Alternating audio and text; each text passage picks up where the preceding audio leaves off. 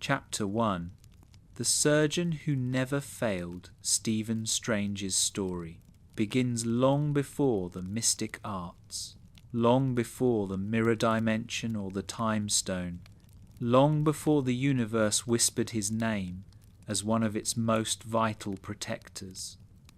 It begins in operating rooms flooded with sterile white light, in the rhythmic beeping of machines that marked the fragile border between life and death, and in the steady hands of a man who believed, truly, wholly, arrogantly, that failure was something that happened only to other people. Strange was not born a sorcerer.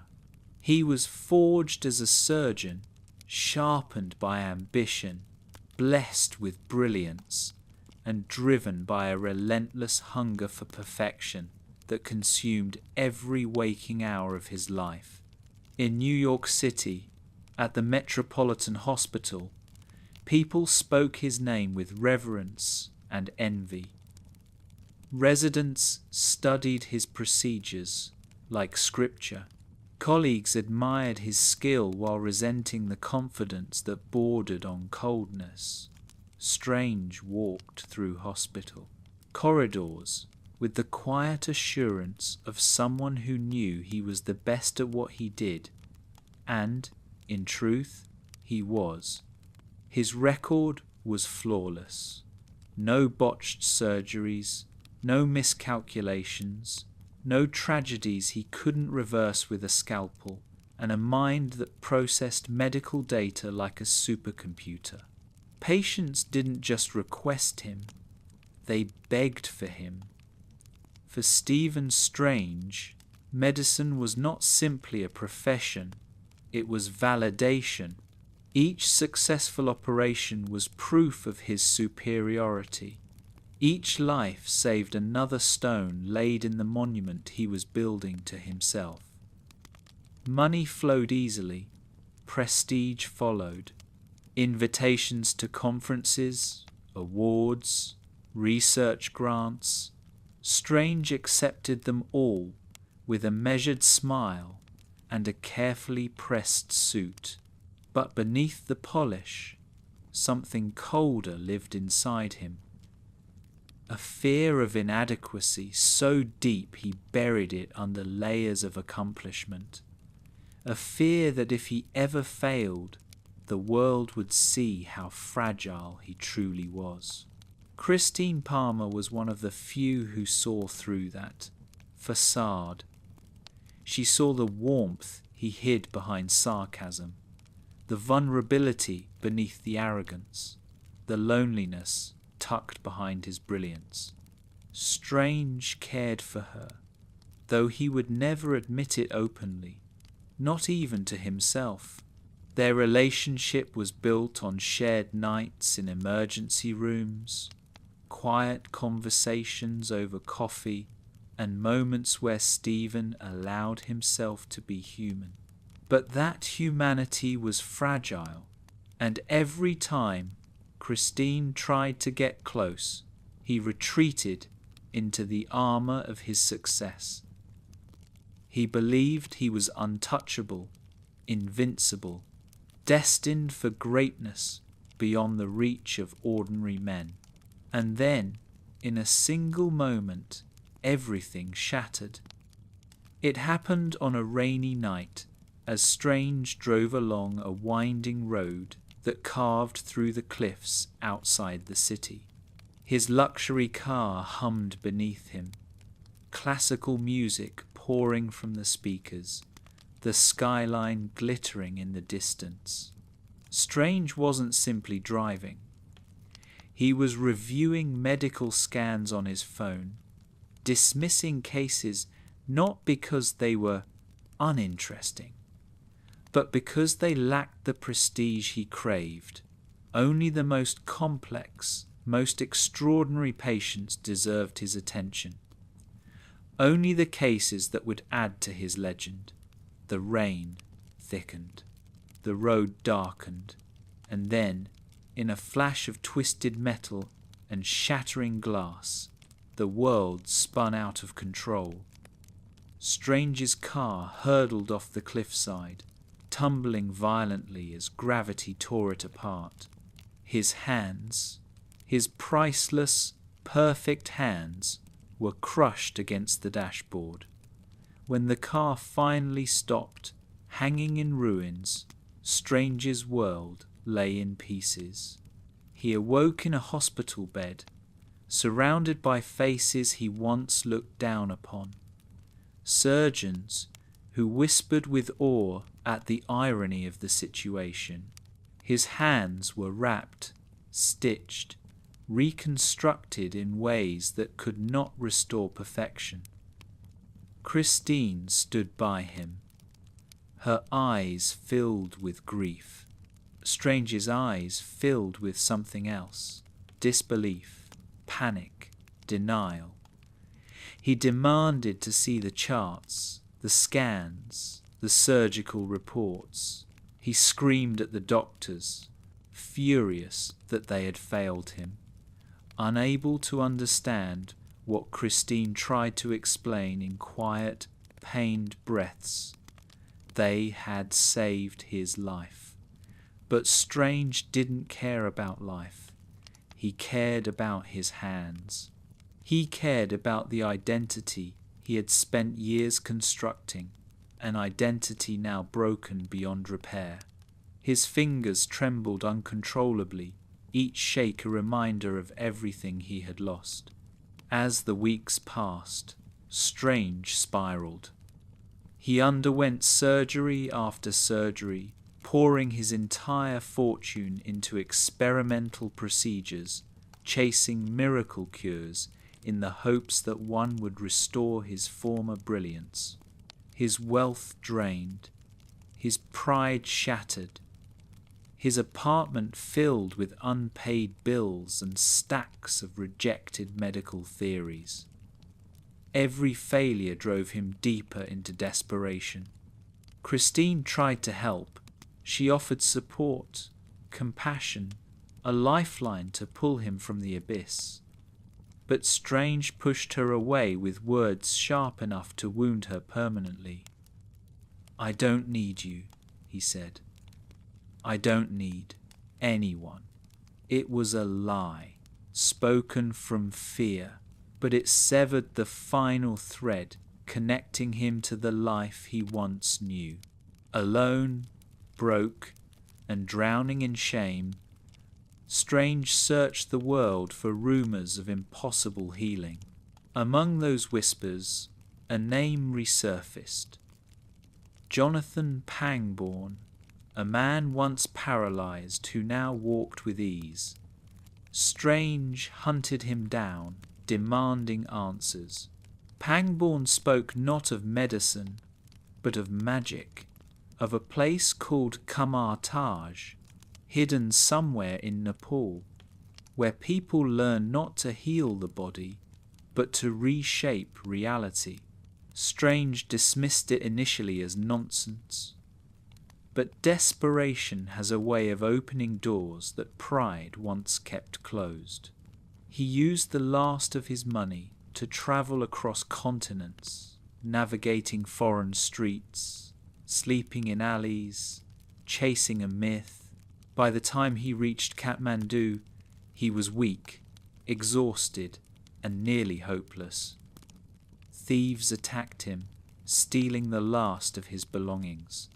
And as Strange collapsed into the dirt, he felt the universe had abandoned him completely. But fate had not abandoned him. It had been waiting.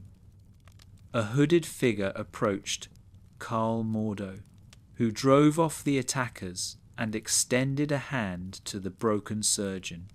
"You're looking for Kamartaj," Mordo said calmly. "Follow me." And for the first time in his life, Stephen Strange followed someone else's lead. They walked through twisting streets until they arrived at a simple door. Behind it lay a place that would change the course of the universe. But Strange didn't step through with awe or reverence. He stepped through with anger, cynicism, and the last flicker of hope flickering in a man who had lost everything. He met the Ancient One, a small, serene figure who radiated a calm that frustrated Strange immensely. When she spoke, her words felt like riddles. When she explained the mystic arts, he dismissed them as delusion. "I know how to rewire the brain," he snapped. "I know the cell structure of nerves." She didn't argue.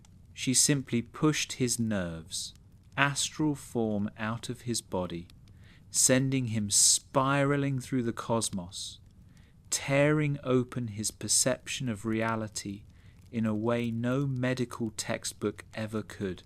When he snapped back into his physical form, gasping, trembling, terrified, he whispered the words that marked the true beginning of his transformation. "Teach me." But the Ancient One closed the door in his face. Strange sat outside Camartage for hours, then days, begging for entry, begging for a chance to reclaim his life. Rain fell, hunger gnawed, pride crumbled. And when Mordo finally opened the door, Strange stepped inside, not as a surgeon, but as a broken man searching for meaning. That moment, the man who once believed he controlled the world, now humbled beyond measure, was the birth of Doctor Strange. Not because he had learned magic yet, not because he had found purpose, but because, for the first time in his life, Stephen Strange was willing to admit that he didn't have all the answers. And that openness, that vulnerability, that tiny sliver of humility was the spark that would one day make him the Sorcerer Supreme. Chapter 2. The Crash and the Shattering of a Life.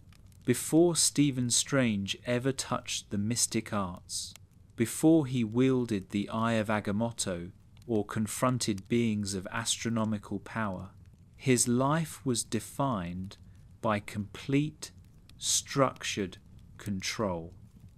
The control of a surgeon whose hands moved with the precision of fate itself, the control of a man who organized existence into a series of problems he could solve with logic and brilliance, the control of someone who believed that mastery over his craft granted him mastery over the world.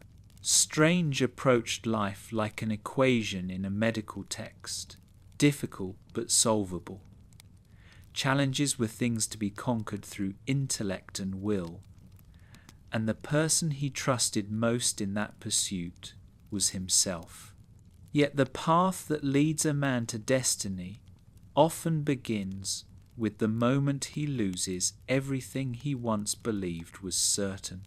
For Strange, that moment came on a dark, rain-slicked highway, wrapped in the hum of an engine and the arrogance of a mind too, distracted by its own superiority to recognize the fragility of the human body.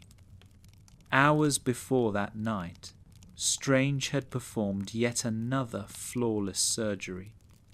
His reputation was untouchable.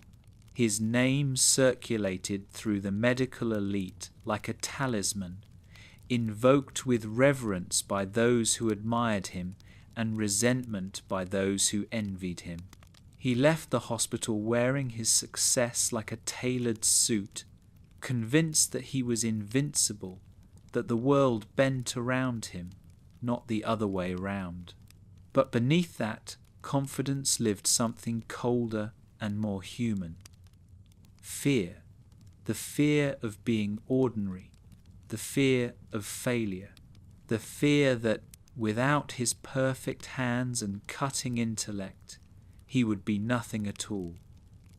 Strange drowned those fears the only way he knew how, by burying himself in work and surrounding himself with prestige. As he stepped into his sleek luxury car that evening, the city lights glittered like shards of possibility. Classical music swelled from the speakers as the engine purred with mechanical perfection. Strange accelerated into the night, racing not against traffic, but against an invisible clock ticking inside him. A constant reminder that every minute not spent working was a minute lost to someone else's success. The rain began gently, tapping soft rhythms against the windshield, then grew heavier, smearing the world into streaks of white and red. Strange didn't slow down. If anything, he leaned in further, confident in his reflexes, his machine, his control. But his mind was elsewhere. On his phone were medical scans, cases presented to him for review, not ordinary patients seeking survival, not simple operations. These were the most complex, high-profile neurological anomalies on the East Coast, cherry-picked for him because only Stephen Strange could perform the impossible, or so he believed. He scrolled through the images with a distracted hand, rejecting case after case with the cold detachment of someone who saw people as puzzles to solve only if the reward was prestige. Too easy, he muttered. Not worth my time. Then he paused on a file, a rare condition, delicate, high risk, the kind of case that could cement a surgeon's name in the history books. He smirked. Now this is interesting. What he didn't notice was the sharp curve ahead. What he didn't hear was the rumble in the road. What he didn't understand was that, for once, the world was not bending to his brilliance. It was about to break him. His phone buzzed with an incoming call. Another doctor seeking his approval. Strange answered with a tone dripping in arrogance, his attention more on the conversation than the road. "You've got to give me something better," he said, dismissing the case. "I'm not here to perform miracles for mediocrity." And then it happened, in an instant too fast to process, yet too slow to ever forget. The world shattered. A truck appeared out of the darkness, swerving into his lane. Strange jerked the wheel, but the slick asphalt beneath his tires betrayed him. The car fishtailed, skidding violently toward the guardrail. Metal screamed.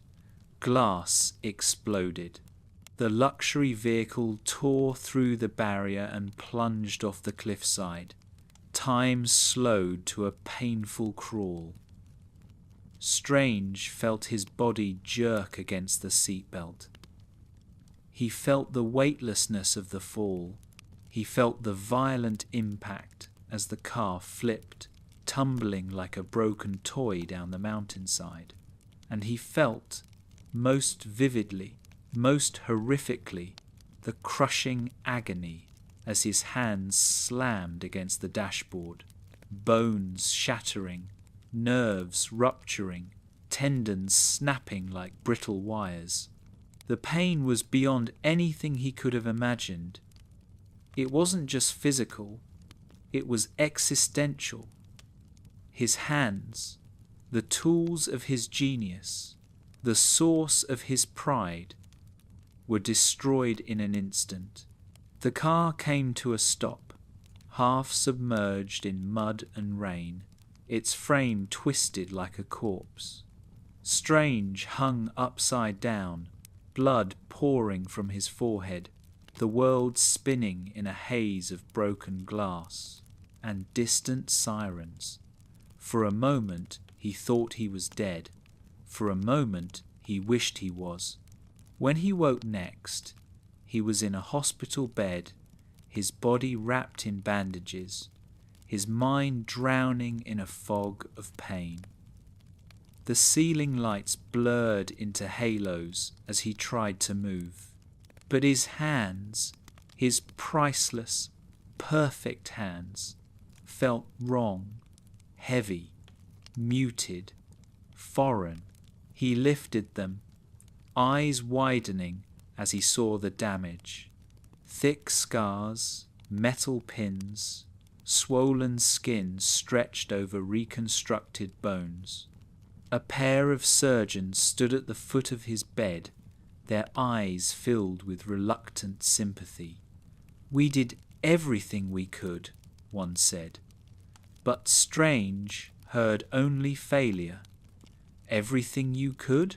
he snapped, voice breaking. "Why didn't you bring me the best?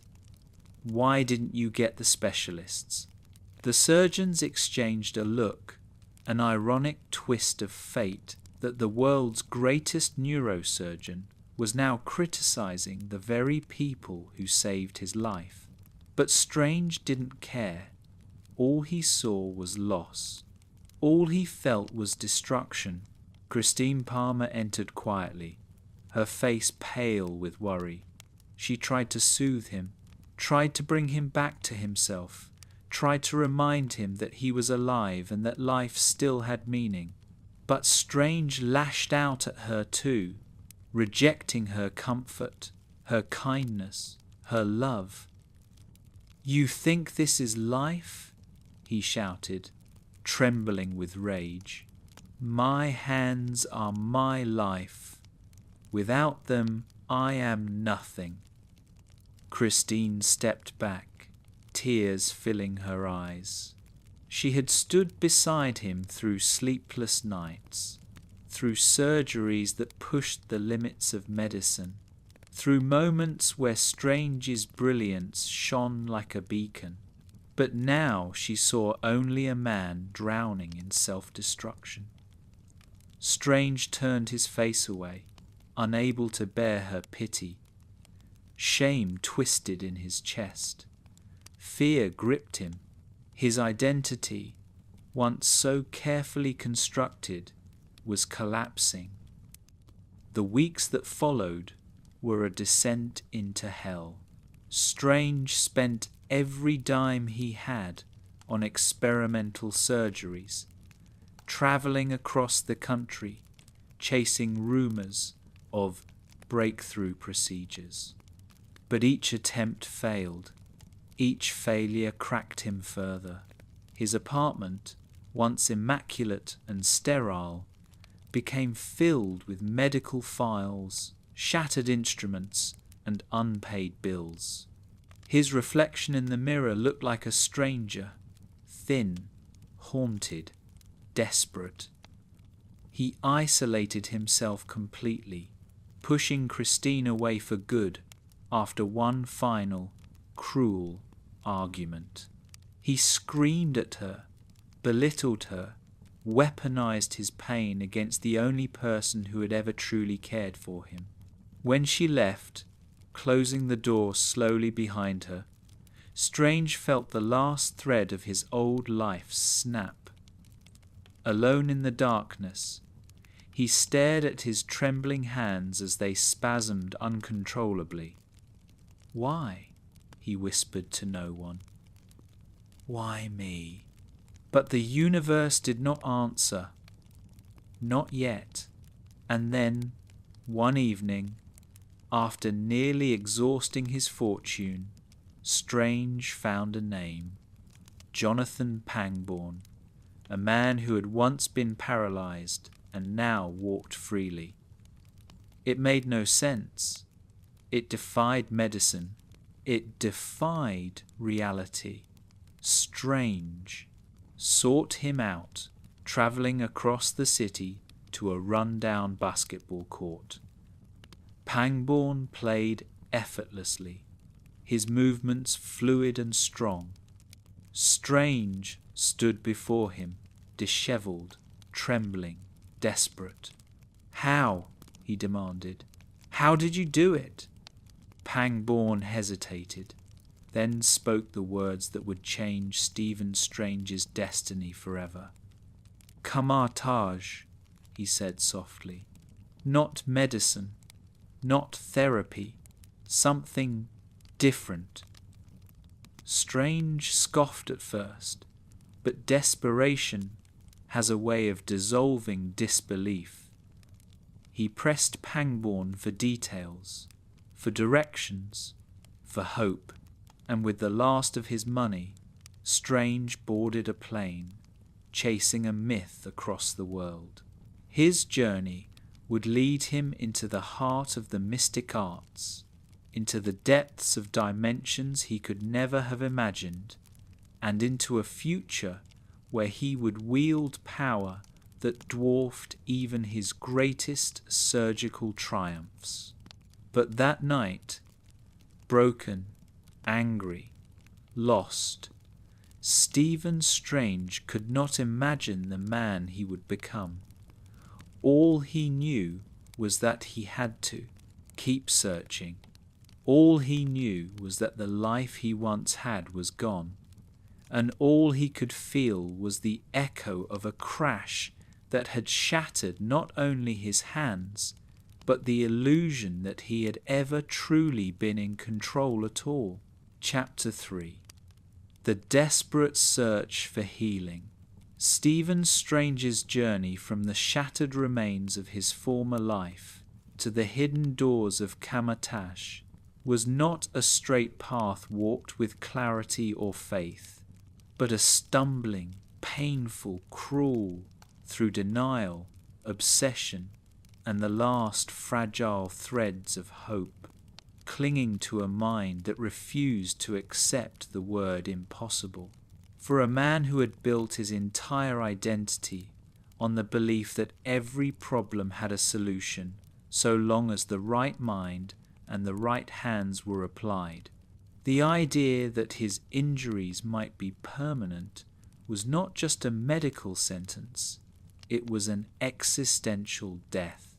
After the accident, after the failed surgeries, after Christine walked out of his life with tears in her eyes and a heart broken by the cruelty of a man who could not see past his own suffering, Strange's world shrank to one obsession: fix my hands. He sold his possessions, one by one, turning the symbols of his success into currency for more treatments. The sleek apartment that once housed awards, tailored suits, and luxury gadgets became cluttered with medical journals, scans, and bottles of medication. He spent hours on the phone, calling specialists across the world, demanding access to experimental procedures, stem cell programs, nerve regeneration trials, anything that promised a fragment of function, a percentage point of progress. Each time a doctor told him the same thing: that the damage was too extensive, that the nerves were too far gone, that what he had now was the best he could hope for. Strange felt a new fracture open somewhere inside him. His hands trembled constantly, each spasm a reminder that the most precise instruments he had ever known were now clumsy, unreliable, ruined.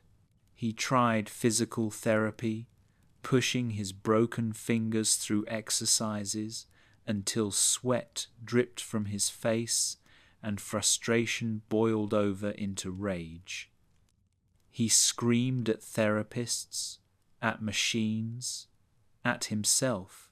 He stared at X-rays pinned to light boards, tracing the scars of metal pins and fragmented bone like a man reading the obituary of his own career.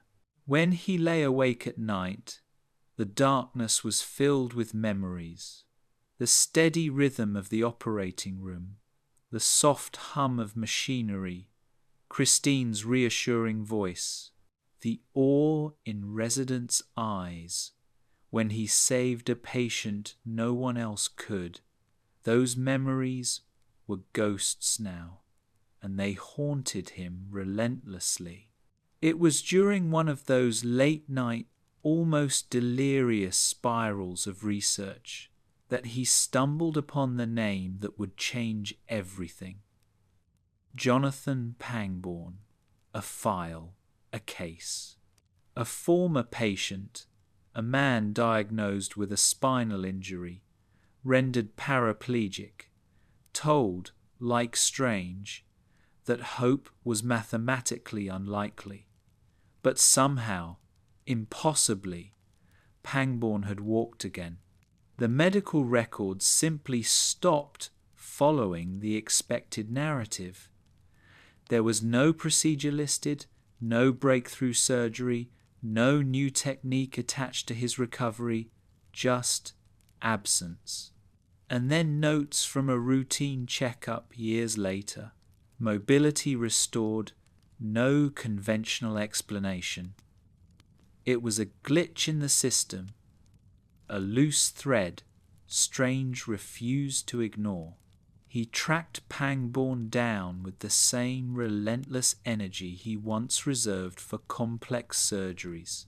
On a cold, grey day, Strange found him on an outdoor basketball court, the sound of a bouncing ball echoing against concrete, the sight of a man moving with fluid ease in a body that should, by all existing medical logic, have been confined to a chair. Strange approached him, every step a painful reminder of how far he had fallen. He was thinner now, older in a way that had nothing to do with time. His clothes no longer screamed wealth. His hair was unkempt, his face drawn tight by restless nights and constant frustration. "You're Jonathan Pangborn," he said, voice strained not only from the walk, but from the effort of containing the mix of hope and jealousy swelling in his chest. Pangborn studied him for a moment, recognizing the desperation in his eyes. "You're Dr. Strange," he replied, with a weariness that suggested he'd been expecting this encounter for a long time. The conversation that followed was not the revelation Strange wanted, but it was the one he needed.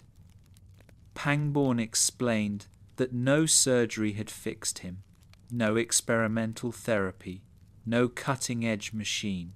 Instead, he spoke of a place, of teachings that had nothing to do with Western medicine.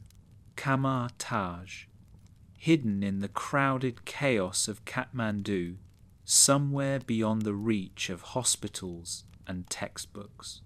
"They didn't heal me the way you think," Pangborn said quietly, hoisting the basketball under one arm. "They taught me to channel something else, to heal myself." Strange scoffed at first, instinctively rejecting anything that did not fit the paradigm of science he had dedicated his life to. Energy, spirit, focus, these words sounded like the vocabulary of charlatans and mystics, people who exploited desperation for profit. But Pangborn didn't try to convince him. He only told Strange one thing that pierced through his skepticism like a scalpel. "You came here because nothing else worked. You've tried everything you believe in. This is your last option, whether you accept it or not."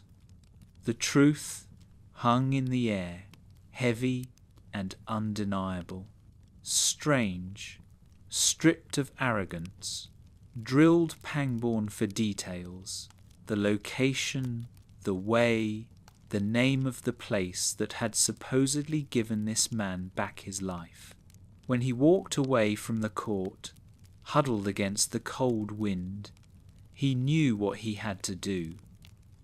With the last of his money, he booked a flight to Nepal. The journey was long and grueling. Strange's hands ached with each small movement. The cramped airplane seat felt like a coffin. As the plane cut through the clouds, he stared out the window, watching continents pass below him, and wondered whether he was chasing a delusion. Was this desperation or madness? Was he, Stephen Strange, the man who once ruled operating rooms with clinical certainty, really gambling what was left of his life on rumours of magic whispered by a formerly paralysed man on a basketball court? But what else was there? The plane landed in Kathmandu, and the world he stepped into was unlike anything he had ever known. The air was thick with dust, incense, and the overlapping sounds of street vendors, motorbikes, and distant bells. Strangers brushed past him in colourful robes and worn jackets, their lives unfolding without the slightest awareness of the man moving among them with broken hands and a broken soul. Strange clutched a scrap of paper with the word Kamar-Taj written on it, a destination that felt as elusive as hope itself. He asked for directions, but most people shrugged, confused or wary. Some pointed vaguely, others ignored him, and a few laughed, muttering about foreigners chasing legends.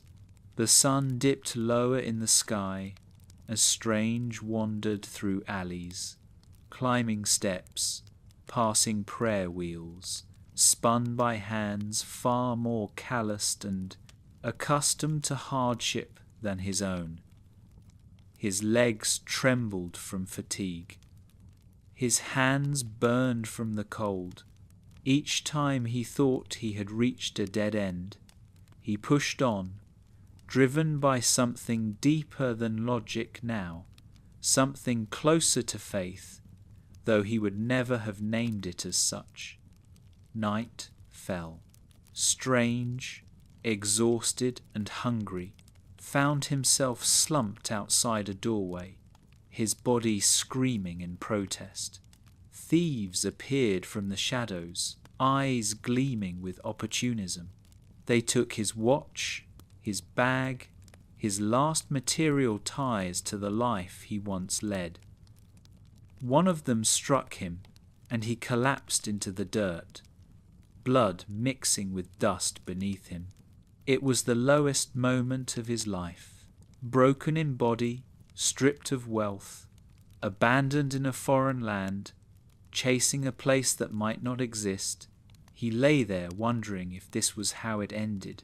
Not in an operating room, not in a blaze of medical glory, but in the gutter behind some unmarked door. And then, as if answering a question he had not spoken aloud, a hand appeared in front of him. Carl Mordo, cloaked and calm, looked down at Strange not with pity, but with recognition. "You're a man looking for a miracle," Mordo said. "I know the look." Strange, too weak to argue, let himself be pulled to his feet. Mordo led him through the winding streets with practiced steps, ignoring the chaos around them. They moved through markets and alleyways until they reached a doorway so ordinary it might have been passed 1,000 times without a second glance. "Is this it?" Strange asked, voice half hopeful, half defeated. "Kamar-Taj." Mordo didn't answer with words. He simply knocked. The door opened.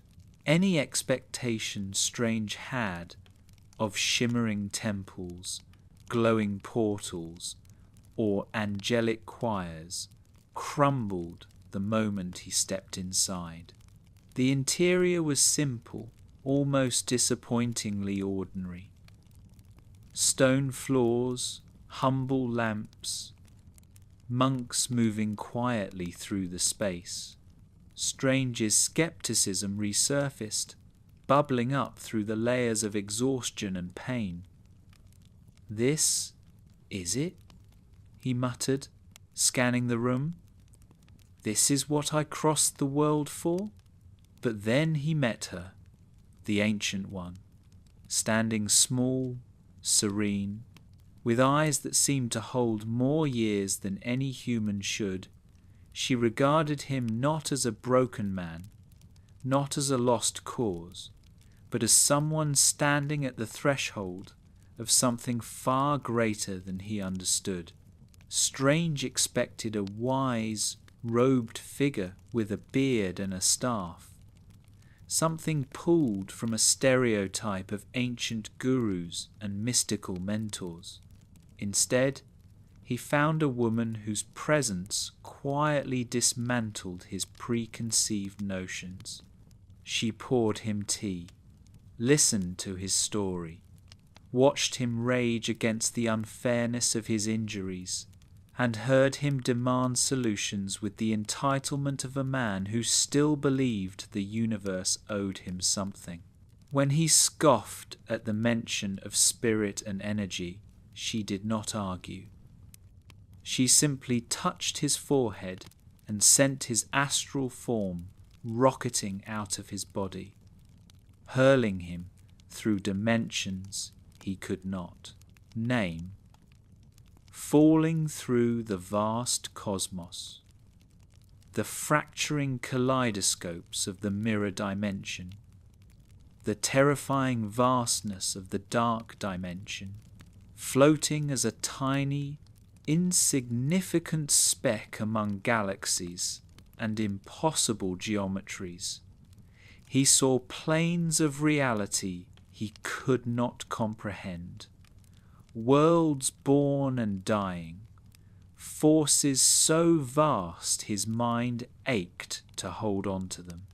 When he snapped back into his body, gasping for breath on the mat, his hands still shaking but his worldview forever altered, the only words he could summon were a whispered plea, "Teach me."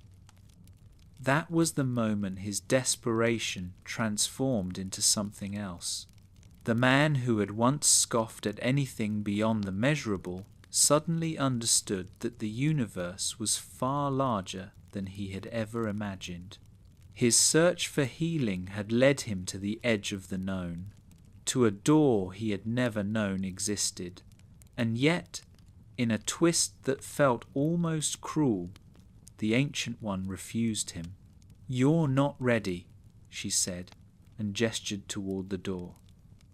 Cast out, once again, Strange slammed against the wood as she closed it, left outside Camartage just as alone as he had been in New York, only now with a mind expanded and a spirit desperate not just for healed hands, but for understanding. So he waited, hour after hour, day after day. The cold bit into him, hunger gnawed.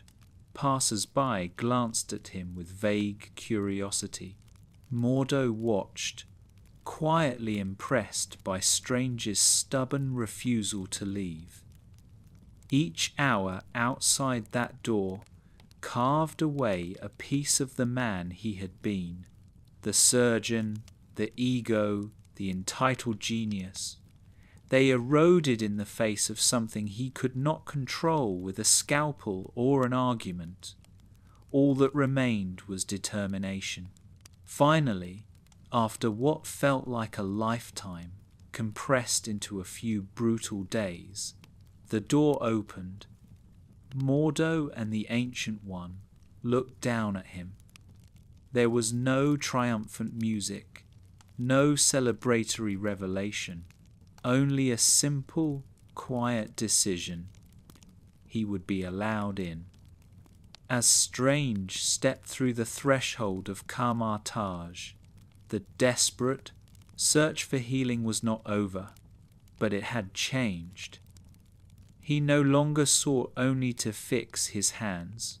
Somewhere deep inside, even if he couldn't name it yet, a new question had begun to form.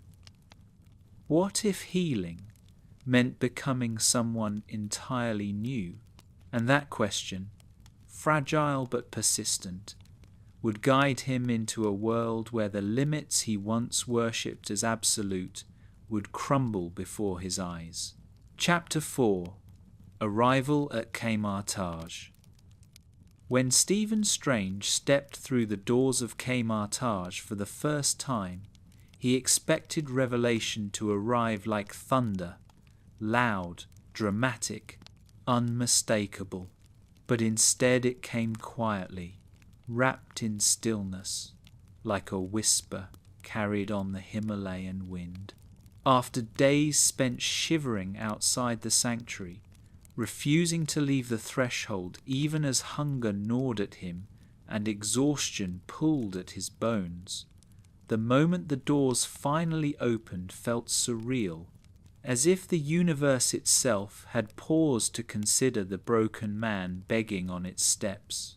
Strange entered a courtyard lit by dim lanterns, where monks moved silently along stone paths worn smooth by centuries of footsteps. There was no grand temple glowing with cosmic light, no mystical spectacle waiting to greet him, just simplicity, quiet, humility, and for a man who once lived in the gleaming world of surgical theatres and cutting-edge technology, this simplicity was both unsettling and strangely magnetic. Mordo guided him through narrow corridors and echoing halls, past rows of students who studied not textbooks or machines, but their own breath, posture, and inner discipline. Some sat cross-legged in meditation. Others bent their bodies through graceful, deliberate motions.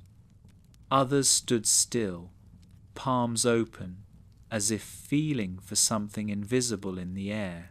Strange watched them with skepticism edged by longing. These people seemed peaceful, purposeful, connected to something he couldn't yet grasp. He felt like an intruder in a temple of balance, a storm walking among calm seas. Mordo introduced him to Wong, the librarian who guarded ancient texts with a seriousness that made Strange's old professors look like comedians. Wong didn't bow, didn't smile, didn't acknowledge Strange's former prestige. He simply looked at him as though evaluating an unopened book, potential inside, but not yet worth reading. Strange bristled, unused to anonymity, let alone indifference. He wanted recognition, validation. But here, titles meant nothing. Ego meant nothing. Hands meant nothing. Only willingness to learn mattered, and Strange's willingness, though fierce, was layered with desperation and pride. Mordo sensed all of this and remained patient. "This place will test you," he said quietly as they walked. "Not your body, not your intelligence, your spirit." Strange didn't respond. He had no idea what that meant. Spirit was not something he had ever studied or respected. It was the language of poets and mystics, not surgeons. And yet, as he entered the central training hall and saw the Ancient One again, he felt something shift inside him, a tiny, fragile recognition that he had stepped into a world far older and far larger than the one he knew. The Ancient One stood with her hands clasped behind her back, her presence both gentle and commanding. Strange bowed awkwardly, unsure of the customs. "Thank you," he murmured, breath trembling, "for giving me a chance." She tilted her head. "We'll see if you make the most of it." He felt the familiar prick of irritation, but held his tongue. He needed this place. He needed her. The Ancient One walked him to a low table where a single sheet of paper and a small brass bell rested. "Show me your hands," she said softly. Strange hesitated. His hands were his greatest shame, scarred, twisted, trembling. But he extended them, palms upward, vulnerable in a way he hadn't allowed himself to be since the accident. The Ancient One examined them without judgment. "Your hands are not the problem," she said. Strange flinched. "With respect, they're completely ruined." She raised a finger and tapped lightly on his forehead. "This is where the healing begins." Strange pulled his head back, frustration igniting. He had travelled across the world for practical medicine, not riddles. "I came here to fix my hands," he snapped. "I'm not interested in your philosophy." "And that," she interrupted calmly, "is why they remain broken." Mordo watched with the faintest hint of amusement. Many students had arrived with arrogance. Few had arrived with arrogance, sharpened by pain. The Ancient One placed the sheet of paper in front of Strange. "Hold out your hand," she instructed. Strange obeyed reluctantly. She struck the bell, its chime echoing through the hall like the start of a ritual. "Focus," she said. "Draw energy from within. Channel it outward. Ignite the spark." Strange stared at the paper, jaw clenched, willing something, anything, to happen. But nothing did. Minutes passed. The paper remained still. The air stayed dry. Strange's hands shook uncontrollably, sweat beading on his brow. Frustration built into anger, anger into despair. "This is pointless," he snapped. "There's no such thing as magic. I wasted everything coming here." The Ancient One didn't react to his outburst. Instead, she turned her gaze to another student, an older monk with missing hands, amputated cleanly at the wrists. The monk lifted his arms, and shimmering golden sparks spiraled from the stumps, forming intricate shapes and symbols in the air. Strange's breath caught. How? "He channels energy through spirit, not flesh," the Ancient One said. "You're clinging to the illusion that your power came from your hands, but everything you were, everything you could be, comes from here." She touched his chest. Strange flinched as if struck. She turned away, signalling the end of the lesson. Strange felt humiliation wash over him. For a moment he thought she would dismiss him again, but then she said quietly, "You're not ready to give up, Dr. Strange, but you must be ready to let go." Let go? Of what? His pride? His identity? His pain? Strange wandered through Kamar-Taj in a fog of disbelief, confusion, and curiosity. He saw students creating portals with sling rings, opening gateways to snow-covered mountain peaks. He watched others shape glowing mandalas of energy, shields formed from willpower and discipline. He witnessed astral projections drifting like ghosts through walls. Everything he saw felt impossible, and yet undeniably real. And slowly, the part of him that once worshipped science began to question its limits. That night, Mordo found him sitting alone near the training courtyard. "You're thinking too much," Mordo said. "Thinking is what I do," Strange muttered. "Not any more," Mordo replied with a knowing smile. "Here, you will unlearn everything to learn anything." Strange sighed, rubbing his temples.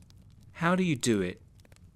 How did you go from this," he lifted his trembling hands, "to that?" Mordo sat beside him. "My story is different. Everyone's path here is different, but we share one thing. Pain brought us to Kamar-Taj." Strange didn't answer. The admission felt too raw. Mordo continued, "Pain is not your enemy. Pain is your teacher. If you let it guide you, it will show you who you truly are." Strange wasn't ready to hear that yet, but the words sank deep into him, seeds waiting for the right moment to grow. Training began the next morning, and the morning after that, and every morning that followed. Kamar-Taj was not gentle. The Ancient One pushed him to the edge of his endurance. She made him memorize ancient texts in forgotten languages. She made him meditate for hours, even though his mind rebelled against stillness. She taught him to feel energies flowing through everything, through the ground beneath him, through the air around him, through the universe itself. Strange struggled. He failed. Again and again. He faltered during hand movements, his fingers shaking too violently to hold the sling ring. He couldn't open a portal. He couldn't sustain a simple mandala. He grew frustrated, angry at himself, angry at the teachings, angry at the quiet patience of the Ancient One. "Teach me, properly," he shouted one day during a burst of rage. "I'm trying," she answered, not with scolding, but with an almost amused calm. "No, you're begging the universe to bend to your will, but here you must learn to bend." In time, the spark within him began to flicker. He started to listen, not just to words, but to silence. He began to observe, not just techniques, but meaning. He absorbed knowledge at a rate that shocked even the Ancient One. Strange had always been brilliant, but brilliance without humility was a cage. Now he was forcing the door open, and then came the breakthrough. During a grueling training session on a snowy mountaintop, where Strange was left alone, freezing, armed with only a sling ring and a deadline that meant survival, something inside him finally surrendered. Not to defeat, but to possibility. He let go. His mind quieted, his fear softened, his spirit opened, and the portal bloomed.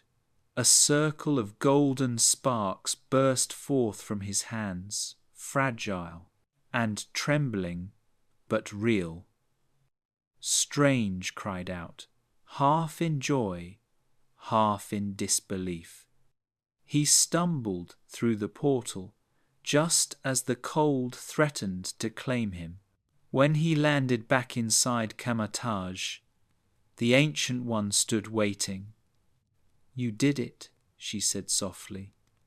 Strange nodded, breathless. "Teach me more."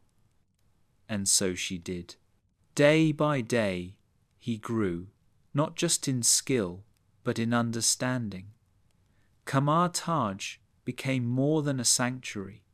It became a crucible, a place where Stephen Strange was burned down to ashes, so that something new, something greater, could rise in his place. Yet even in this new world of discovery, danger lurked. Whispers of Kaecilius, rumours of forbidden knowledge, hints of a dimensional threat looming beyond the veil of reality. Strange did not know it yet, but his role in this hidden war was not to learn, it was to become. Chapter 5. The Doors of the Mystic Arts.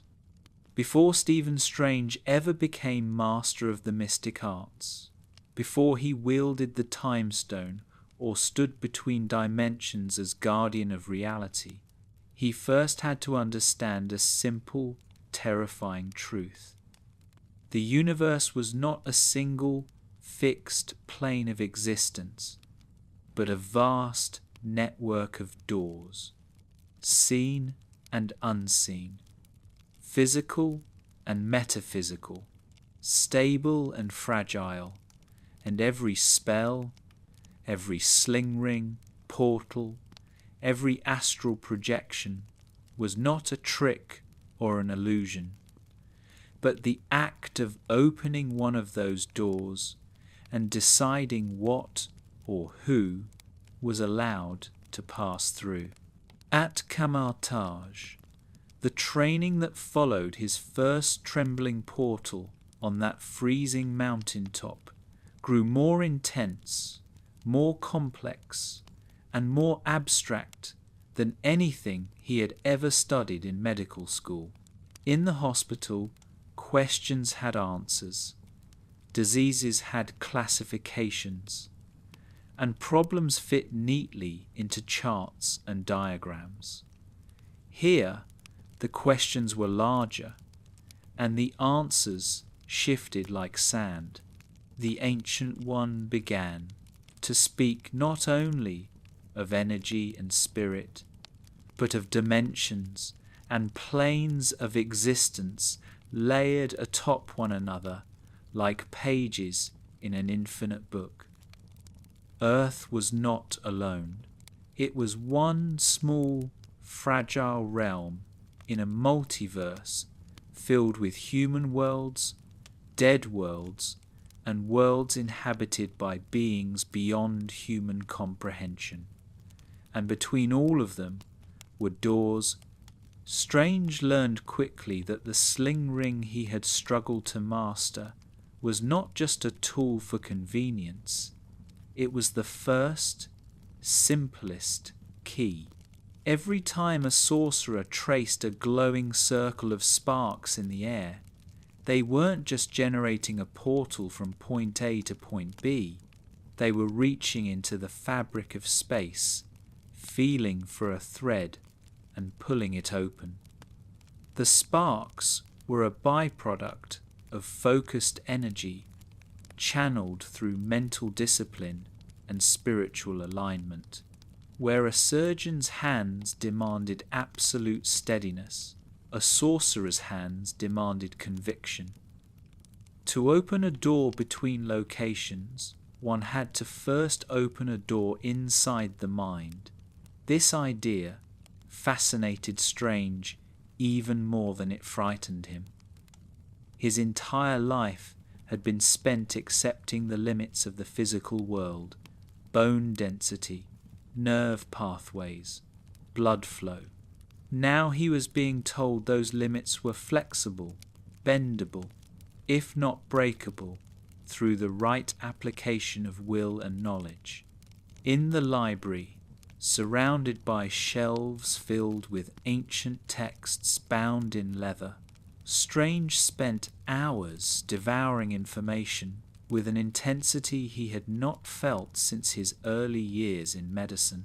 Wong, stoic and uncompromising, guarded the knowledge there with the seriousness of someone who knew exactly how dangerous it could be. He explained that Kaecilius's library was not merely an archive of forgotten wisdom. It was a vault of doors that could not, under any circumstances, be allowed to open freely.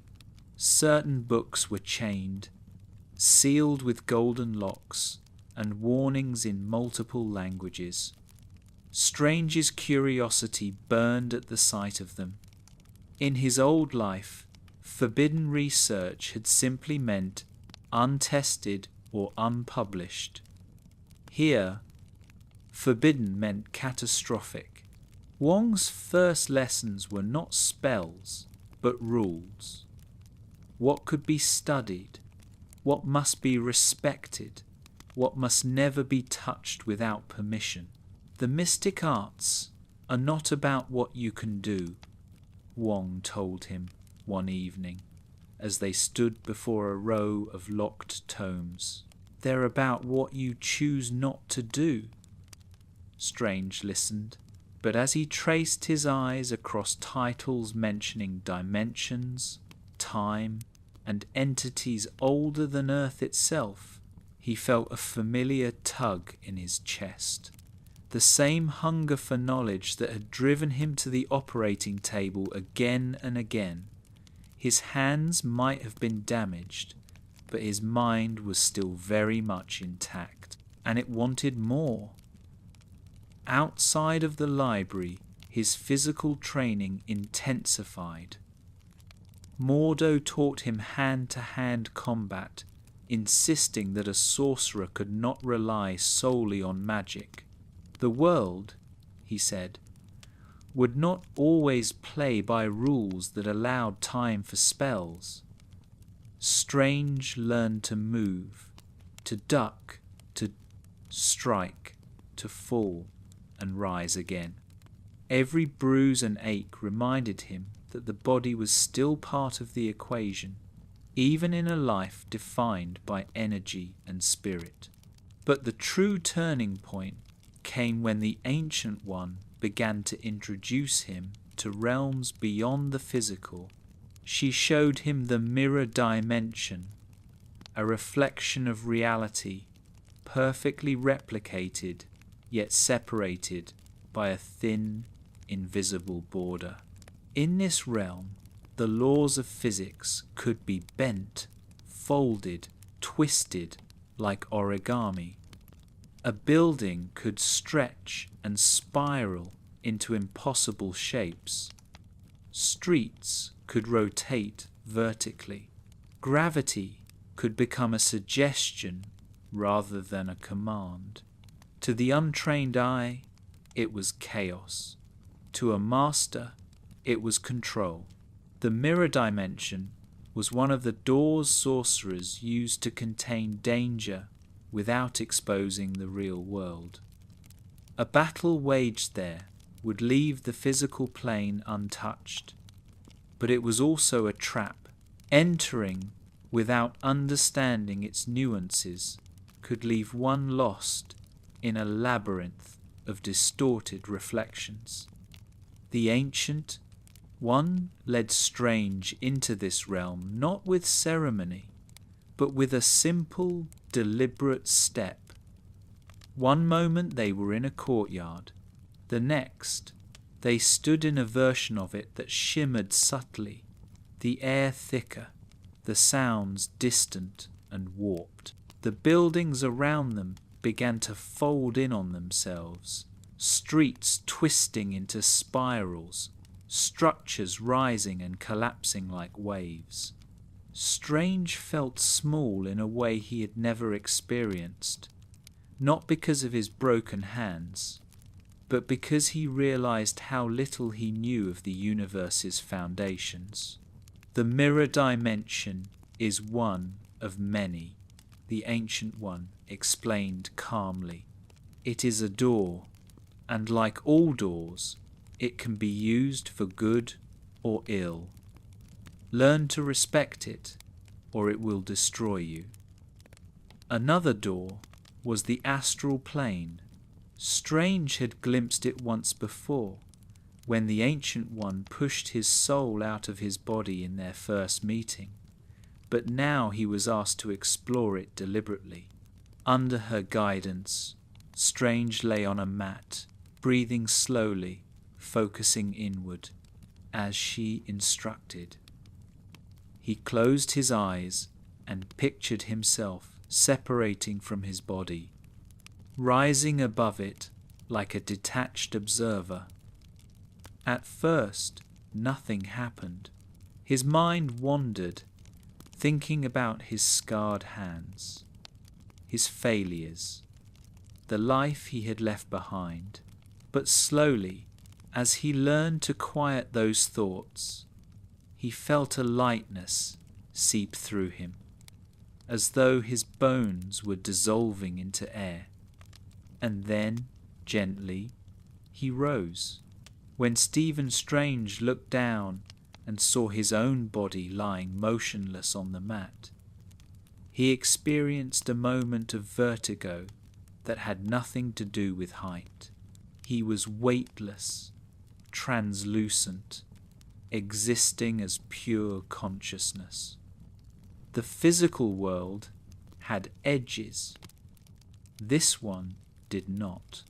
As he floated through the halls of Kamar-Taj in astral form, unseen by most, he realized just how thin the walls separating realities truly were. Doors existed not only between distant places, but between states of being. A body was not a prison, it was a vessel. Meanwhile, in the physical world, his training expanded to include the creation of magical constructs, shields, whips, weapons made of golden energy shaped by thought and gesture. These constructs were less like tools and more like extensions of his will. When Strange conjured a mandala shield for the first time and felt it resist a blow from Mordo's staff, he understood in a visceral way that he was no longer at the mercy of his damaged hands. They shook, yes, but the energy they channeled did not. The mystic arts bypassed the limitations of nerve endings and scar tissue. They brought him into contact with a power far deeper than muscle memory. The Ancient One's lessons became more layered as time passed. She spoke of the Sanctum Sanctorum system, 3 major temples in London, New York, and Hong Kong, each one a guardian door, standing at key points in the world to protect it from dimensional threats. The sorcerers stationed there were not merely caretakers, they were gatekeepers, maintaining the barriers that kept entities from other dimensions from crossing into Earth's realm. Our job, she told Strange one day, tracing a glowing map of the world in the air, is not only to wield power, it is to guard the doors. Every spell you learn, every dimension we show you, is part of that responsibility. There are beings that want to come through. Your role is to decide if they should. Strange listened, absorbing not just the mechanics of magic, but the ethics of it. In his previous life, the stakes were individual, one patient, one surgery, one life on the operating table. Here, the stakes were cosmic. A single decision, whether to open or close a metaphysical door, could determine the fate of millions. This realization sobered him, pulling him further from the self-centered mindset that once drove him. Yet he was not free of ego. Not yet. His progress was remarkable. He moved from novice to advanced student in a fraction of the time it took others. He learned complex spells from books Wong assumed he wouldn't. Touch for months.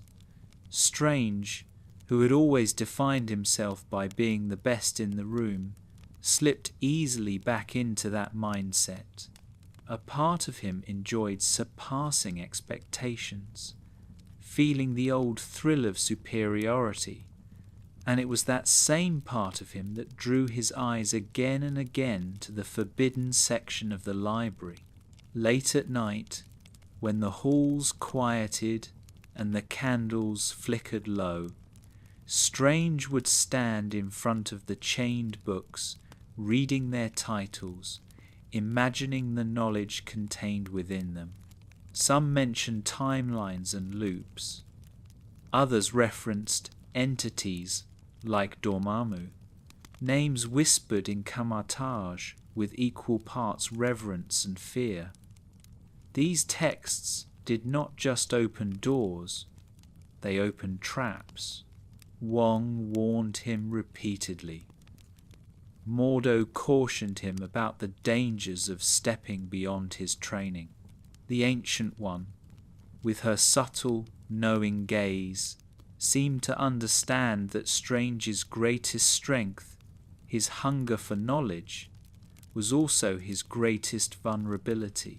The more doors he learned to open, the harder it became for him to accept that some should remain closed. But Kamar-Taj was not a place that existed in academic isolation. While Strange studied, forces were already moving against it. Kaecilius, once a student like Strange, had turned away from the Ancient One's teachings, driven by his own interpretation of what doors should be opened in the universe. He and his zealots had stolen pages from forbidden texts, seeking to draw power from dark dimensions that promised immortality at the cost of balance. Strange didn't yet understand how deeply this betrayal cut into the heart of Kamar-Taj, but he could feel the tension in the air, the way Mordo's jaw tightened when Kaecilius's name was mentioned, the way Wong's eyes drifted to the empty space on the shelf where the stolen pages had once lived. As Stephen Strange continued to train, mastering portals, astral travel, mirror spaces, and shields of light, he came to understand that the mystic arts were not merely tricks layered onto reality. They were keys to the architecture beneath it. Every spell was a door. Every door led somewhere. And every step he took deeper into this world carried a question that would define his future. When the time came to choose which doors to open and which to close, would he be wise enough to know the difference? Or would his desire to save lives lead him once again to the edge of catastrophe? For now, he stood in the quiet halls of Kamar-Taj, a student among many, watching the sparks of a portal dance at his fingertips, unaware that soon he would be asked not just to open doors, but to stand alone in one of them and refuse the universe itself passage. Chapter 6, Strange versus Strange, the battle within. Stephen Strange had faced many battles by the time he arrived at Kamar-Taj, but none of them, neither the delicate surgeries that demanded perfection nor the violent accident that shattered his hands, prepared him for the war that now raged within him, a war fought not against enemies or wounds, but against the most entrenched parts of his own soul. His mind, once the sharpest tool in his possession, now became both his greatest weapon and his greatest obstacle, twisting between awe and disbelief, ambition and humility, discipline and rebellion. As his training deepened, Strange discovered that the mystic arts were not simply a matter of memorizing hand motions or repeating ancient incantations. They required a complete rewiring of how the self interacted with the universe. And so, each day became a confrontation, not with monsters, not with mystic forces, but with Stephen Strange himself, the brilliant surgeon who once believed nothing existed beyond what he could cut open or examine under a microscope. In the early weeks of training, his progress seemed miraculous. He devoured books that took other students months to understand. Spells came to him faster than anyone expected. Even Wong, who carried himself with stoic detachment, began to acknowledge Strange's potential with the smallest of nods. Mordo sparred with him longer, harder, offering praise in rare moments of warmth. The Ancient One watched him with a knowing gaze, encouraging his growth while silently monitoring the storm gathering beneath the surface. Because Strange's speed was not purely talent, it was obsession. Every improvement fed his ego. Every success whispered to him that he was special, destined, chosen. The same arrogance that once filled his operating rooms began to seep into his training. He worked late into the night, pushing himself to exhaustion, not because he sought enlightenment, but because he couldn't stand the idea that there were spells he hadn't mastered, dimensions he couldn't yet touch, or limits he couldn't yet break. And that obsession brought him to the edge of danger. One night, long after the courtyard lamps had been extinguished and the halls had quieted, Strange found himself drawn not to the beginner texts, but to the forbidden section of the library, the chained tomes filled with warnings, sealed knowledge, and cosmic consequences. The very books that Wong had warned him never to open. Strange stared at them for a long time, the dim candlelight casting long shadows across the worn leather covers. Titles written in forgotten languages glowed faintly, as if alive. Some mentioned the Multiverse. Others spoke of ancient entities. But one book in particular called to him, the Book of Cagliostro. Its metal clasps wrapped around it like restraints meant to hold back a dangerous creature. Strange had heard whispers about it from older students, stories of spells involving time, loops, paradoxes, and cosmic bargains. He knew he should turn away, should obey Wong, should respect the boundaries of a world he barely understood. Instead, he extended one trembling hand toward the lock. It opened, not with resistance, not with force, but as if it had been waiting for him. Within minutes, Strange was lost in diagrams of temporal manipulation, fascinated by the idea that time, a force he had always viewed as rigid and linear, could be folded, bent, and rewound like cloth. He found instructions for spells that must never be cast, warnings written by sorcerers who had learned the consequences firsthand. And yet, instead of fear, Strange felt excitement. The same excitement he once felt on discovering a revolutionary medical procedure. Knowledge was power, and power had always been his addiction. But the mystic arts were not medicine, and that distinction became clear the moment he attempted his first forbidden spell.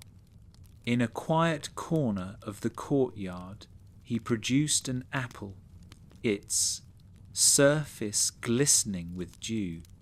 He held the sling ring in one hand and whispered the incantation he had memorized. A green glow enveloped the apple. Time wrapped around it, first aging it into decay, then reversing it back to freshness. Strange stared, transfixed. He was not simply observing time, he was controlling it. He reached for the spell again, pushing its limits, pulling time forward and backward faster and faster until the apple flickered between forms like a stuttering heartbeat. He didn't notice Wong and Mordo appear behind him until it was too late. The spell snapped out of his hands with the force of a whip. Wong's usually calm face burned with anger. "You have no idea what you're playing with," he warned. "Temporal manipulation is forbidden for a reason. It can expose our world to forces we cannot fight." Mordo stepped closer, face tense with disappointment. "There are consequences for defying the natural order. The bill always comes due." Strange tried to defend himself, arguing that understanding time could only make him stronger, better, more useful in protecting the world. But his words rang hollow. Mordo saw through him immediately. "You're not doing this for the world," he said. "You're doing it for your ego." Wong confiscated the book, sealing it again with a gesture of glowing magic. Strange watched it disappear behind the library doors, frustration burning through him. He felt like a child being scolded, stripped of the very thing that made him feel whole. That night, Strange lay awake in his room, staring at the cracked skin around his knuckles, thinking of the life he once had and the life he now pursued. He thought of Christine, of the anger he had unleashed on her, of the surgeries he could no longer perform. He thought of Pangborn, healed through magic and discipline.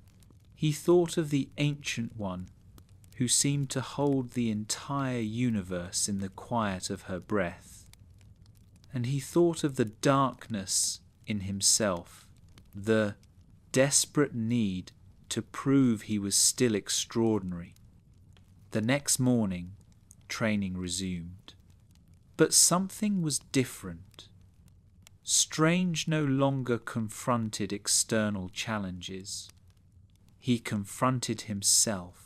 During combat sessions, he grew reckless, trying to overpower Mordo instead of learning from him.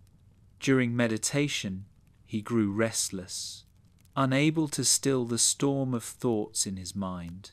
During spell practice, he pushed too far, draining his energy until his hands trembled violently and he collapsed from exhaustion. The Ancient One noticed all of it, and one afternoon she confronted him, not with anger, but with clarity. "Why are you here, Doctor?" she asked, sitting across from him in the silent hall of relics. Strange didn't answer. He couldn't.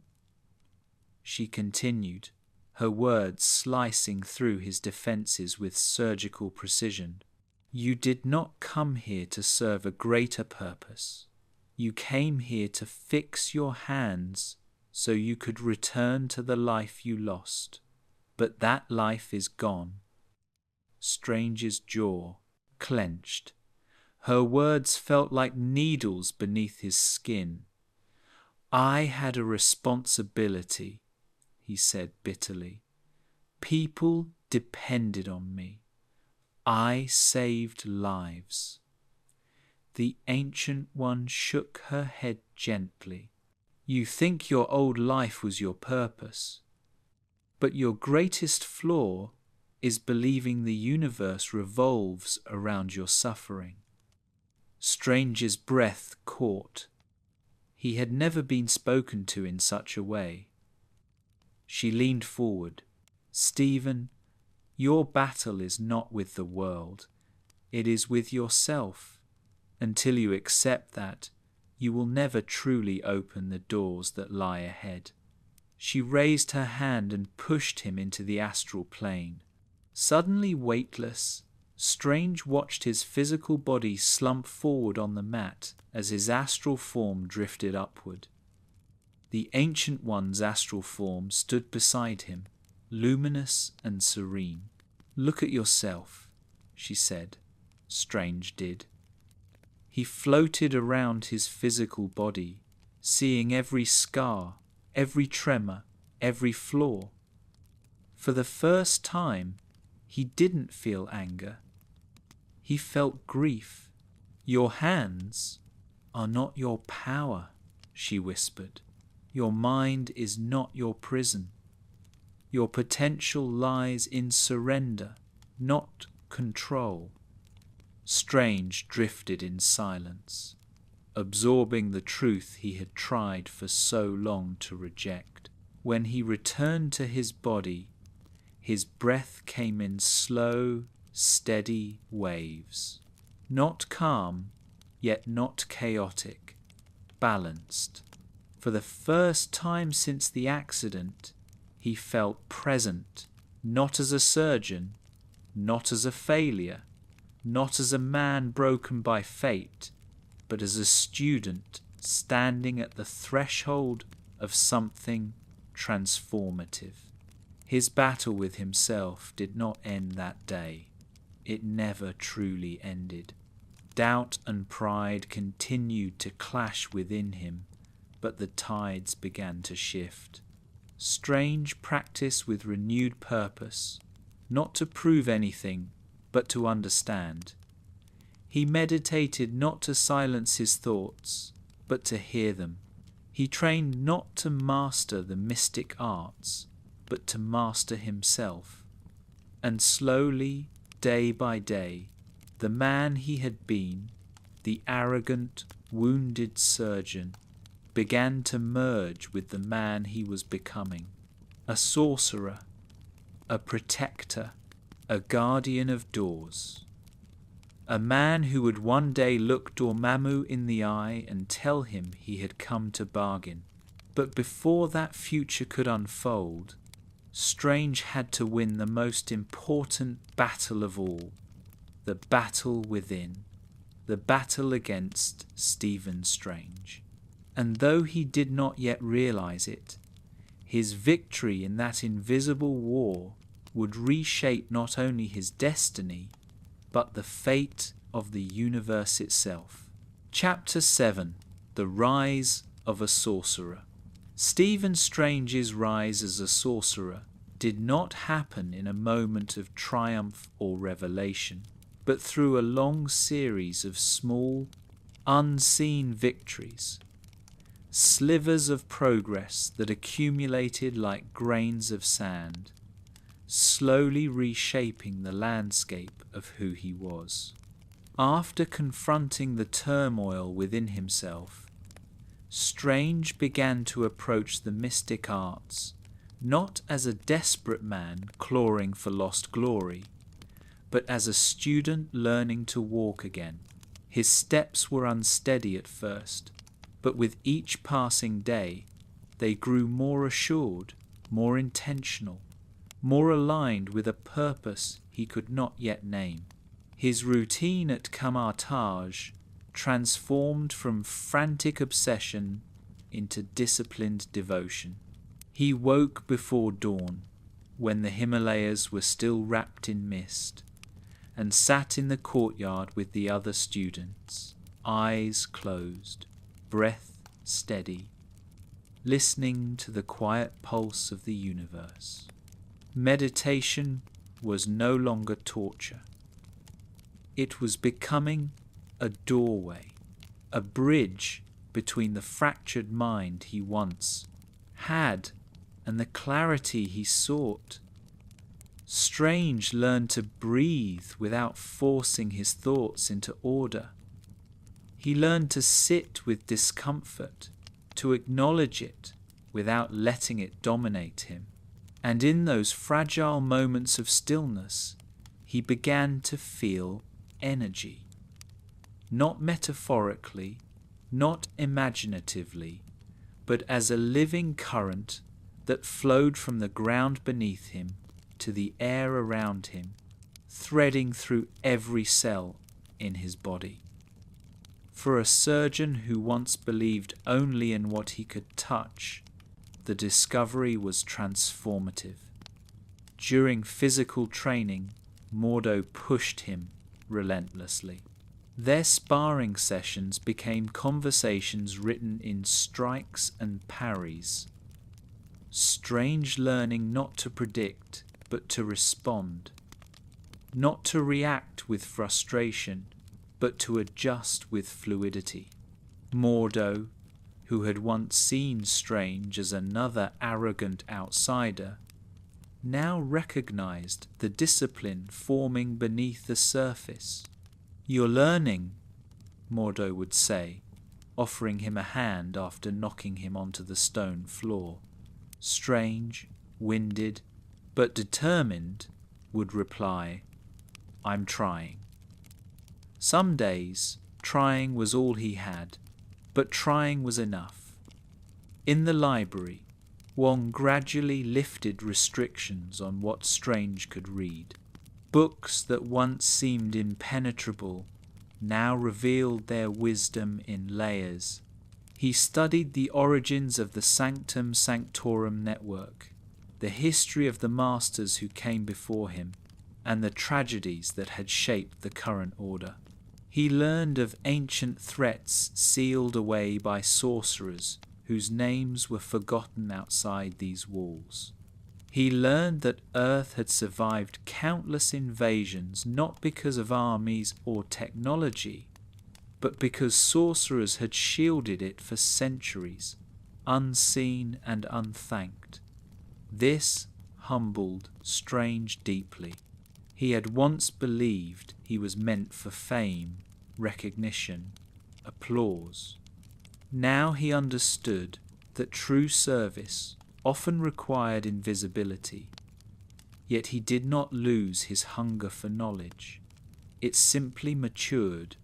Instead of devouring texts for the sake of mastery, he began to read them to understand the role he was growing into. The more he learned, the more he realized how little he knew. And this realization, once unbearable, became the foundation of his growth. One evening, after a day of rigorous study, Strange approached the Ancient One with a question that had been growing inside him like a second heartbeat. "Why me?" he asked her. "Why choose me as a student? You must have seen how broken I was." The Ancient One regarded him with her calm, steady gaze. "Because you were broken," she replied. "A broken man knows he must rebuild. An unbroken man sees no need to change." Her answer struck him with the force of a spell. His old life had shattered him, but in those fractures, new potential had begun to take shape. Over the next weeks, Strange's training evolved from fundamental spells to advanced techniques. He learned to shape energy into weapons, not with aggression, but with precision. golden whips of light cracked against the air. Shields bloomed in front of him like glowing petals. He learned to create illusions, duplicating himself or altering the perceptions of those around him. He learned to read the subtle shifts in magical fields, sensing distortions before they manifested. His movement changed too. Where he once moved with the calculated precision of a surgeon, he now moved with the fluidity of a dancer, the adaptability of a strategist. A turning point came when the Ancient One took him once more into the mirror dimension for training. At first, Strange struggled to maintain balance in a reality where gravity bent like ribbon and matter folded like cloth. But over time, he adapted. He learned to predict how structures would shift, how to run along surfaces that twisted in impossible ways, how to anticipate attacks in a realm where direction had no loyalty. In the mirror dimension, the Ancient One explained as they stood on a spiraling platform of rotating tiles, "You do not think, you feel. You follow the rhythm of the stifle whirled around you." Strange inhaled deeply, closing his eyes, letting the shifting reality play across his senses. When he opened them again, he moved with confidence, leaping from fragment to fragment, conjuring shields and sparks of energy, his cloak trailing behind him like a comet. The Ancient One smiled. "You are no longer learning," she said. "You are becoming." But progress was not linear. Strange still battled fear, especially when dealing with the unknown.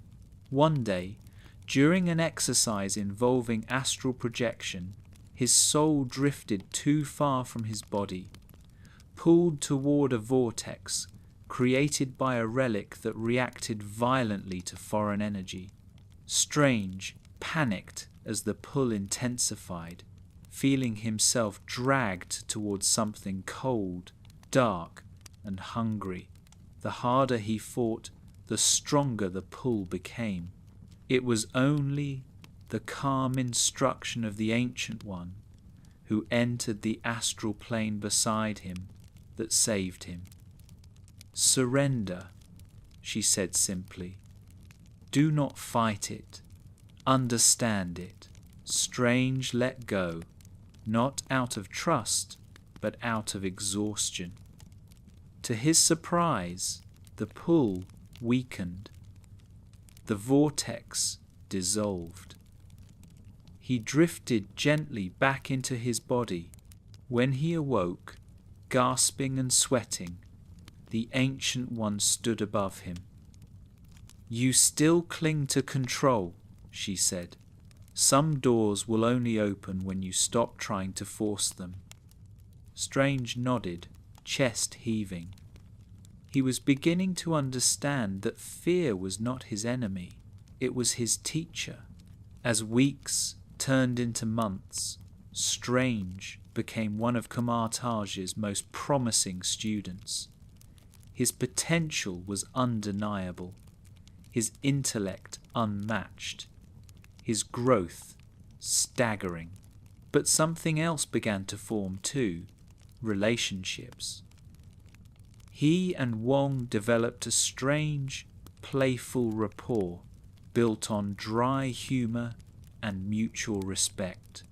Mordo became both a mentor and a friend, someone who challenged Strange not only physically, but morally. And the Ancient One, once an enigma, slowly became a guiding presence whose approval Strange sought not out of ego, but out of genuine admiration. For the first time in his life, Strange belonged somewhere, But his rise was not simply about skill, it was about purpose. The more he learned about the threats looming beyond the veil of dimensions, the dark dimension, Dormammu, the zealots, led by Kaecilius, the more he understood that becoming a sorcerer was not about becoming powerful, it was about becoming responsible. One night, while meditating alone, Strage experienced something profound. As he focused on his breath, the room around him blurred, the sounds faded, and suddenly he felt the presence of countless threads of energy stretching from his chest across space, connecting him to every living thing. It was overwhelming, beautiful, terrifying, unifying. He saw flashes of futures, possible timelines, brief glimpses of chaos and peace. He saw the fragile shield protecting Earth from interdimensional forces. He saw how easily it could break. When he returned to normal consciousness, tears streamed down his face. Not from fear, but from clarity. He understood, perhaps for the first time, that he was part of something far greater than himself. The next morning, he approached Wong with a simple statement. "I want to help protect this world." Wong nodded. "Then you must be ready to suffer for it." Strage didn't hesitate. "I am." His commitment was tested sooner than he expected. Rumours swirled through Camartage of attacks on Sanctums. Sorcerers whispered of Kaecilius's growing power. One evening, Mordo gathered the students in the courtyard. Strage noticed fear in their faces, fear reflected in Mordo's own expression. "Kaecilius has struck again," Mordo announced. "We must prepare." Strage felt a spark ignite within him. Not fear, but resolve. His training was no longer theoretical. The world was changing, and he needed to be ready to meet it. Over the following days, Strage trained harder than ever before. He forced himself to master spells that once eluded him. He practiced combat until his arms ached. He studied relics with Wong, learning their histories, their powers, their dangers. He learned to invoke the crimson bands, to summon eldritch constructs, to strengthen his shields with reinforced mandalas. He learned to manipulate energy not only defensively, but creatively, shaping it into tools, traps, and illusions. And through it all, he began to rediscover something he thought he'd lost forever. Confidence. Not the arrogant confidence of his past life, but a quiet, steady belief in his ability to grow, adapt, and persevere. That confidence was tested when the Ancient One handed him a relic. An empty sling ring? No, something more. A cloak. A red, flowing cloak enchanted with a mind of its own. The cloak of levitation. It did not choose lightly. When it wrapped itself around Strage's shoulders, clinging to him with a surprising personality, the other students stared in awe. Wong murmured, "It seems you've been chosen." Mordo clapped him on the shoulder. "Don't let it go to your head." Strage laughed. A rare, genuine laugh. For the first time, he felt like a sorcerer, not a surgeon pretending to be one, not a broken man grasping for meaning, but a guardian in training, someone becoming exactly who he needed to be. His rise was not complete. His destiny had only begun. Dark forces were approaching faster than he could imagine. Kaecilius was moving, the Sanctums were vulnerable, and soon Strange would stand face to face with threats beyond anything he had ever encountered.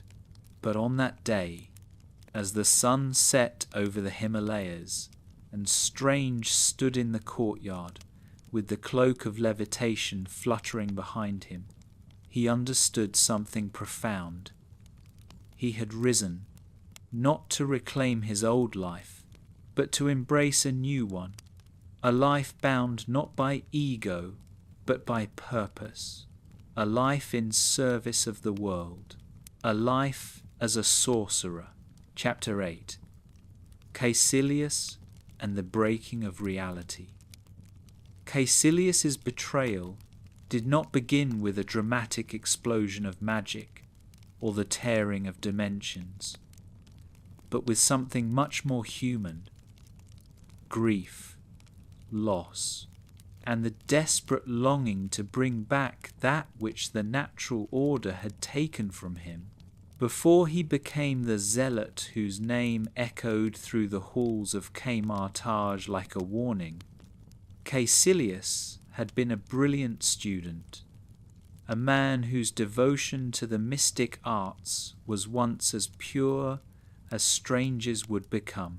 He had studied beside the Ancient One, learning the same lessons about balance and restraint that Strange now wrestled with.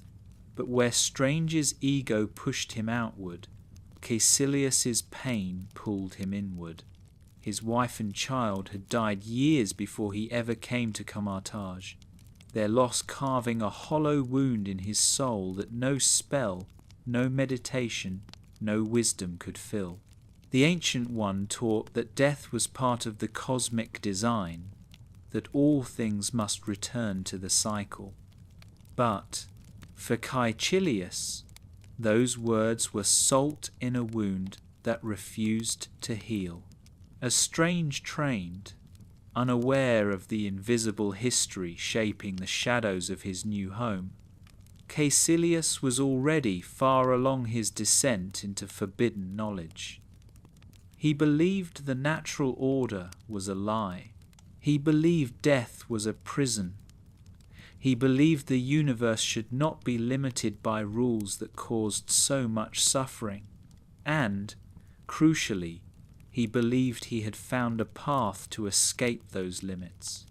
In the dim hours of the night, Kaecilius had stolen pages from the Book of Cagliostro pages Strange himself had gazed at with curiosity, and learned of a realm where time did not bind, where death did not exist, where an entity named Dormammu ruled over the dark dimension with infinite, ageless power. Dormammu promised life eternal. Kaecilius, blinded by grief, saw salvation. And so began the unravelling of everything Kamartaj sought to protect. Strange did not witness the attack firsthand, but he saw its aftermath in the eyes of every master at Kamartaj. One morning, the usually calm atmosphere felt suffocated by tension. Students whispered in corners. Mordo's expression was tight, his fists clenched at his sides. Wong paced the library, trying to mask the fear beneath his stoic exterior. Strange approached them, sensing something was terribly wrong. Wong spoke first, his voice low. "Kaecilius has struck the London Sanctum." Strange blinked. "Struck? What does that mean?" Mordo answered, eyes dark with memory. "It means the Sanctum has been attacked, defences breached, guardians killed, Strange's breath caught. The Sanctum Sanctorum system was the shield protecting Earth from interdimensional threats. If one sanctum fell, the world became vulnerable. If all three fell, London, New York, Hong Kong, the barrier would collapse. And Dormammu, a being of unimaginable power, would spill into Earth's dimension. Strange tried to grasp the reality of it. Why? Why attack the sanctums? Wong explained with grim urgency. Kaecilius seeks to weaken Earth's defences. He means to invite Dormammu into our world. Strange felt a chill crawl down his spine. To destroy it? To save it, Mordo corrected bitterly. In his mind, eternal life is salvation. He believes Dormammu's realm offers peace. Strange shook his head. That's madness.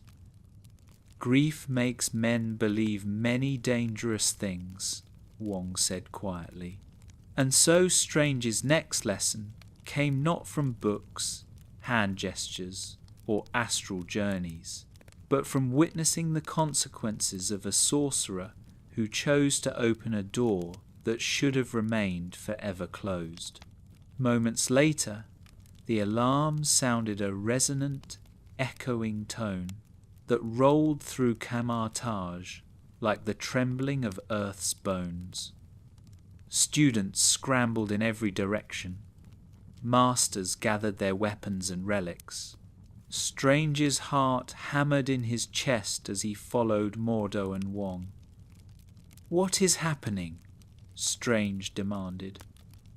Mordo's voice was taut. "The New York Sanctum is under threat, and the Ancient One wants you there." Strange swallowed hard. He had trained, he had grown, but he had never faced real battle. He had never confronted another sorcerer intent on destruction. He felt the familiar spike of fear rising inside him, but the cloak of levitation tightened slightly around his shoulders, as if reminding him he was no longer alone. In the blink of an eye, a portal opened, swirling with golden sparks. The Ancient One stepped through, her expression grave but calm, as if she had lived this moment 1,000 times before. "Strange," she said. "You must go." He hesitated. "I'm not ready." "You are," she replied. "Not because you're fully trained, but because the moment requires you. That is how every sorcerer begins." Strange took a breath, nodded, and followed Mordo and Wong through the portal into the New York Sanctum. The air on the other side was thick with tension. The grand chamber was quiet, too quiet. Dust floated lazily through a shaft of sunlight, disturbed only by their footsteps. "Where is the Guardian?" Strange whispered. Wong scanned the room, his eyes narrowing. Something's wrong. Suddenly, the silence broke. A tremor shook the building. Strange stumbled, grabbing the edge of a relic display. Mordo raised his shield. And then, without warning, the Sanctum's guardian, Daniel Drum, fell from the upper level, his body collapsing lifelessly at their feet. Strange's breath froze.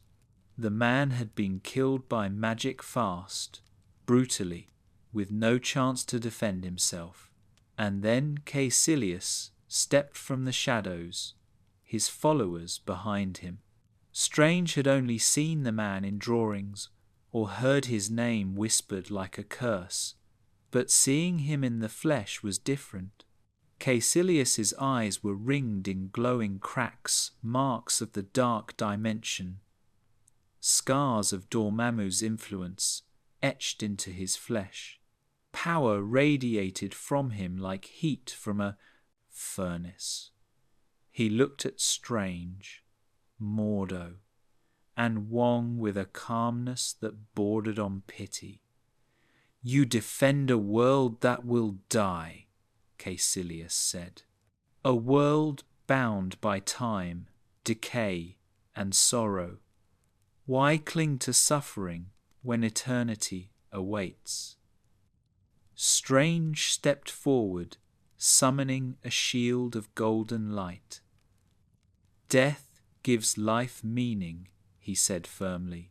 "Time is what makes us human," Kaecilius smirked. "You speak of meaning as if it is a gift. But death is the great insult. Dormammu offers freedom." Mordo raised his staff. "Dormammu offers slavery." With a flick of his wrist, Kaecilius shattered the floor beneath them, sending Strange tumbling into the shifting corridors of the Sanctum as reality warped around him. It was the mirror dimension without actually being the mirror dimension, a twisting battlefield where walls turned into spirals, where gravity shifted, where floors slid like puzzle pieces. Strange scrambled to his feet, trying to anchor himself. Kaecilius attacked, hurling blades of warped energy that sliced through space itself. Strange conjured shields, deflecting one attack, then another, but he was quickly overwhelmed. Kaecilius moved with terrifying efficiency, a dancer of destruction, every motion deadly and precise. Strange had trained, but Kaecilius had embraced the dark dimension. He fought with borrowed immortality in his veins. In the chaos, Strange was thrown backward into the relic room. He crashed into a glass case that shattered around him.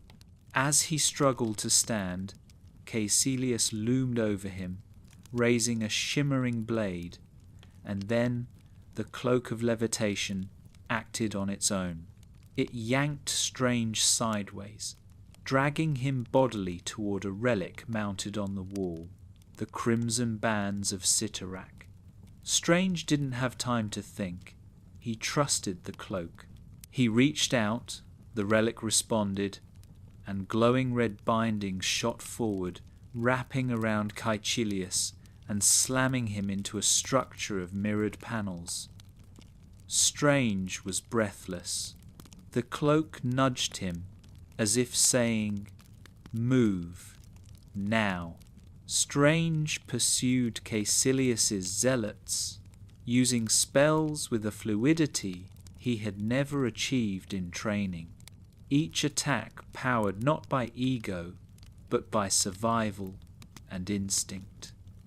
But he had not yet mastered killing. He fought to restrain, not destroy.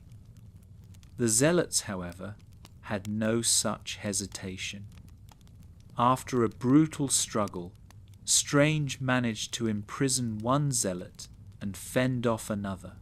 But Kaecilius, bound though he was, continued to speak calmly to Strange, directly, intimately. "You seek to save lives," Kaecilius whispered, "but you fear death, you fear time, you fear loss. In Dormammu's realm, those fears vanish. Why resist?" Strange gritted his teeth. "Because the cost is reality." Kaecilius's eyes glowed brighter. "Reality is but one of many. Why cling to this one when eternity lies open?" Strange didn't get the chance to respond. Kaecilius used his power to shatter the crimson bands, splitting the very room apart as he escaped. Mordo and Wong rushed to Strange's side. "He's gone!" Mordo growled, furious. Wong looked around the damaged sanctum, expression tight. And now he knows your face. Strange realized the gravity of that truth. Kaecilius had seen him not just as a student, but as a threat. And in Kaecilius's eyes, threats were meant to be eliminated. But the worst was yet to come, because the London Sanctum had fallen, and now the New York Sanctum was barely standing. If the Hong Kong Sanctum fell next, the barrier would collapse entirely. Dimension would bleed into dimension. Dormammu would arrive, and Earth would be swallowed. Strange felt a weight settle over him, the weight of responsibility he had not yet earned, but now had no choice but to carry. He had wanted to fix his hands. Now he had to help save the world. Kaecilius had begun the breaking of reality, and Strange, whether ready or not, would soon stand between Earth and the eternal darkness rushing toward it. Chapter 9. The Time Stone and Dormammu. When Stephen Strange first encountered the Eye of Agamotto, he did not yet understand that he was holding one of the most powerful artifacts in the universe, an Infinity Stone, a relic older than civilizations, and feared even by cosmic beings who existed beyond human comprehension. At the time, he saw it only as another mystery in the labyrinth of Camartage, a tool guarded fiercely by Wong and spoken of in careful, reverent tones. But as Kaecilius's attacks escalated and the sanctums began to fall, Strange realized that the Eye was not simply a relic, it was the key to Earth's survival. Days after the battle in the New York Sanctum, Strange returned to the library seeking answers. Answers not from Wong or Mordo or the Ancient One, but from the forbidden pages Wong had tried to keep from him. Strange's curiosity, once rooted in ego, was now driven by necessity. He had seen Kaecilius tear reality like cloth. He had seen the death of a guardian, and he had felt the terrifying presence of the dark dimension looming just beyond the veil, watching, waiting. The world was moving toward catastrophe faster than the masters could defend it. Desperation pushed Strange deeper into the library than he had ever dared to go before. He studied dimensional theory, inter-realm physics, and ancient accounts of sorcerers who had confronted beings like Dormammu.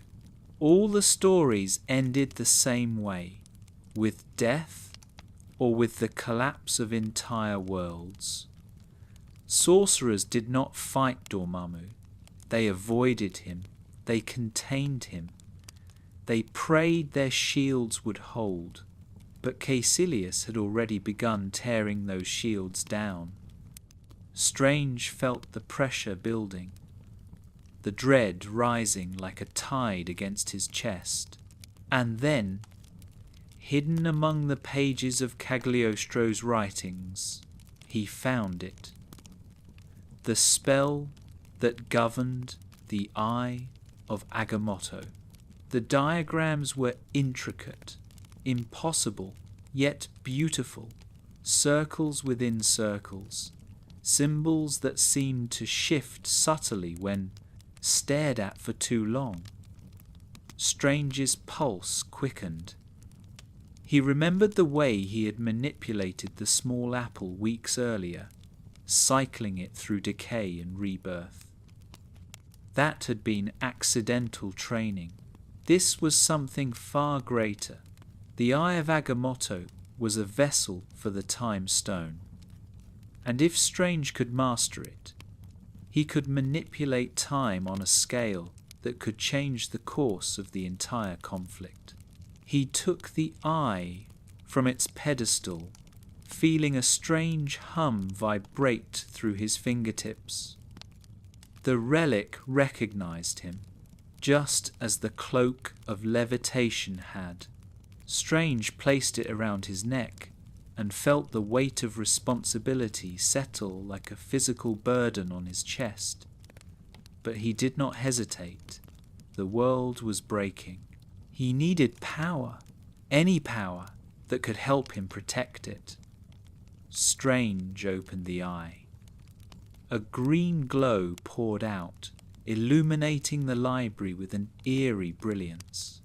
Strange practiced slowly at first, guided by the diagrams, shaping time like clay, folding moments like pages in a book.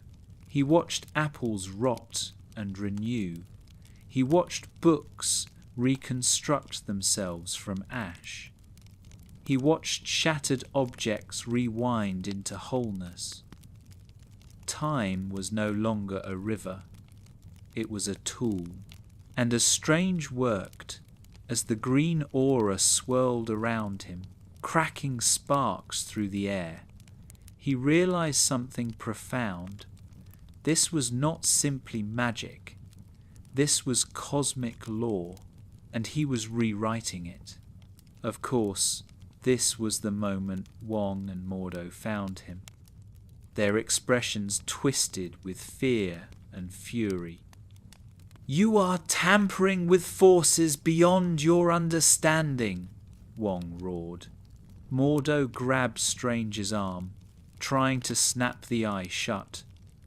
"Stop this. You'll doom us all." Strange fought them off, not out of arrogance, but out of clarity. "We can't fight Kaecilius with what we know now," he argued, breathless. "We need more. We need time." Wong stepped back, eyes wide. "Strange, the eye is not a toy. It is a weapon, a dangerous one," Mordo added darkly, "and a relic that violates the natural law. The universe punishes those who abuse time." But Strange had already seen the truth written in the stolen pages. Dormammu existed outside time. The dark dimension was timeless, eternal, unchanging. That was the secret behind Kaecilius's promise of immortality. That was the reason Dormammu could not be fought through physical strength or conventional sorcery. Dormammu existed in a realm where cause and effect were meaningless. To defeat a being outside time, Strange realized he would need to bring time to him. Wong and Mordo tried to confiscate the eye, but Strange stood his ground. "If I don't learn this," he said, "we lose." The argument was cut short by an explosion that rocked the library. A portal opened, a violent tear in space, and the Ancient One appeared, battered, weakened, her protective shields flickering. Kaecilius had struck again. The London Sanctum was gone. The New York Sanctum had barely survived, and now Kaecilius was moving toward the Ancient One, herself.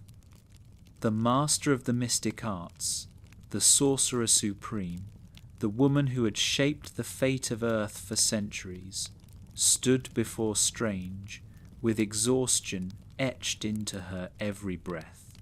Strange could not understand at first.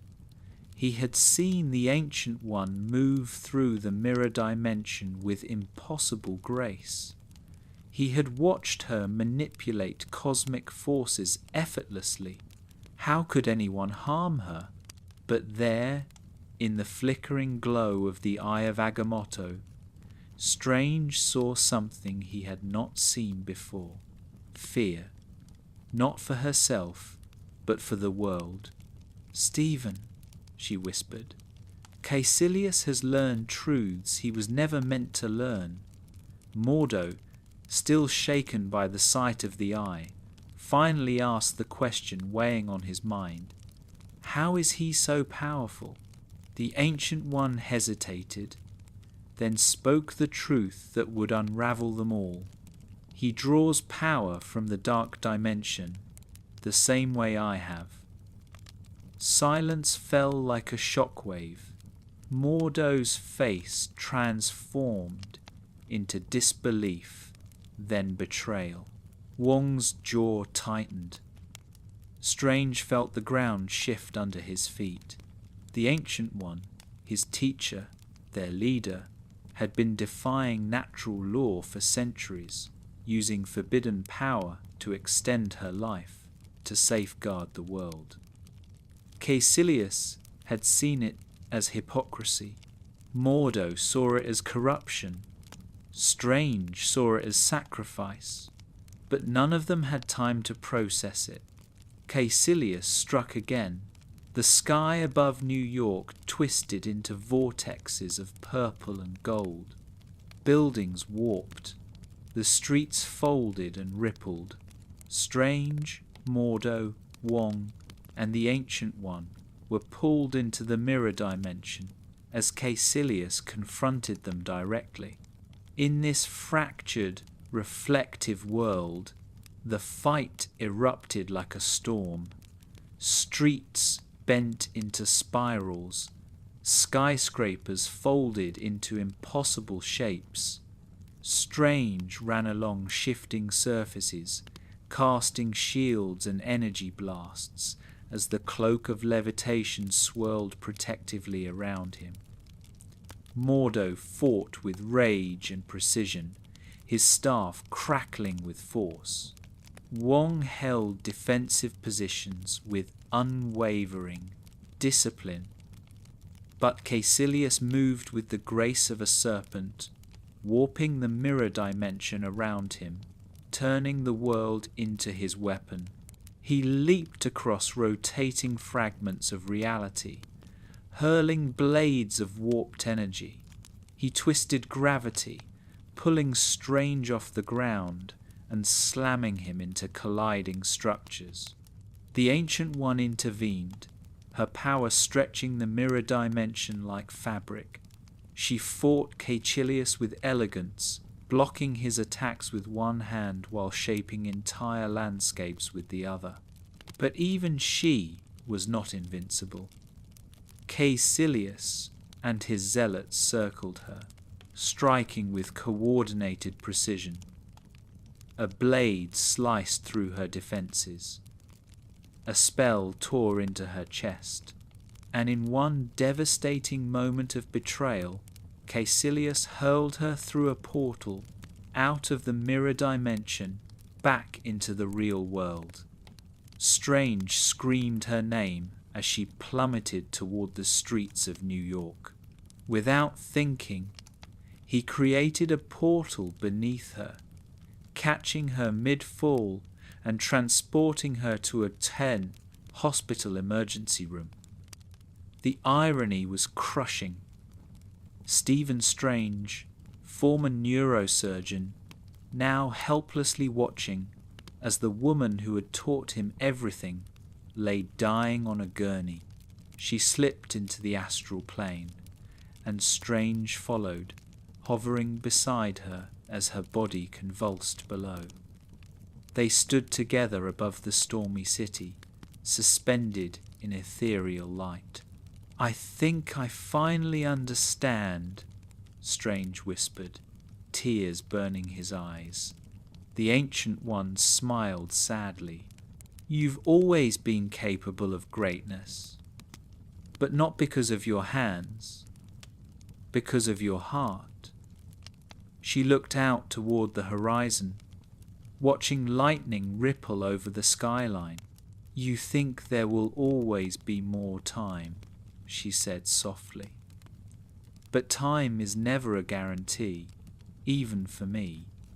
Strange felt his voice crack. I'm not ready. No one ever is. She touched his cheek gently. You must break the rules to protect the world. And then, with a final breath, she was gone. Her body stilled, her astral form dissolved like mist. Strange stood alone in the hospital room, trembling. He had lost his mentor. The world had lost its guardian. And now Kaecilius was moving toward the final sanctum, Hong Kong. The last shield, the final barrier between Earth and Dormammu. Strange knew what he had to do, not because the Ancient One had told him, not because the Masters expected it, but because he had seen the truth in the eye of Agamotto. Time was not his enemy, it was his weapon. And to save the world, Stephen Strange would have to break the rules, just as the Ancient One had. He opened a portal to Hong Kong. The final battle awaited, and somewhere beyond the veil of dimensions, Dormammu, eternal, hungry, unstoppable, was already listening. Chapter 10. A new guardian of the Sanctum.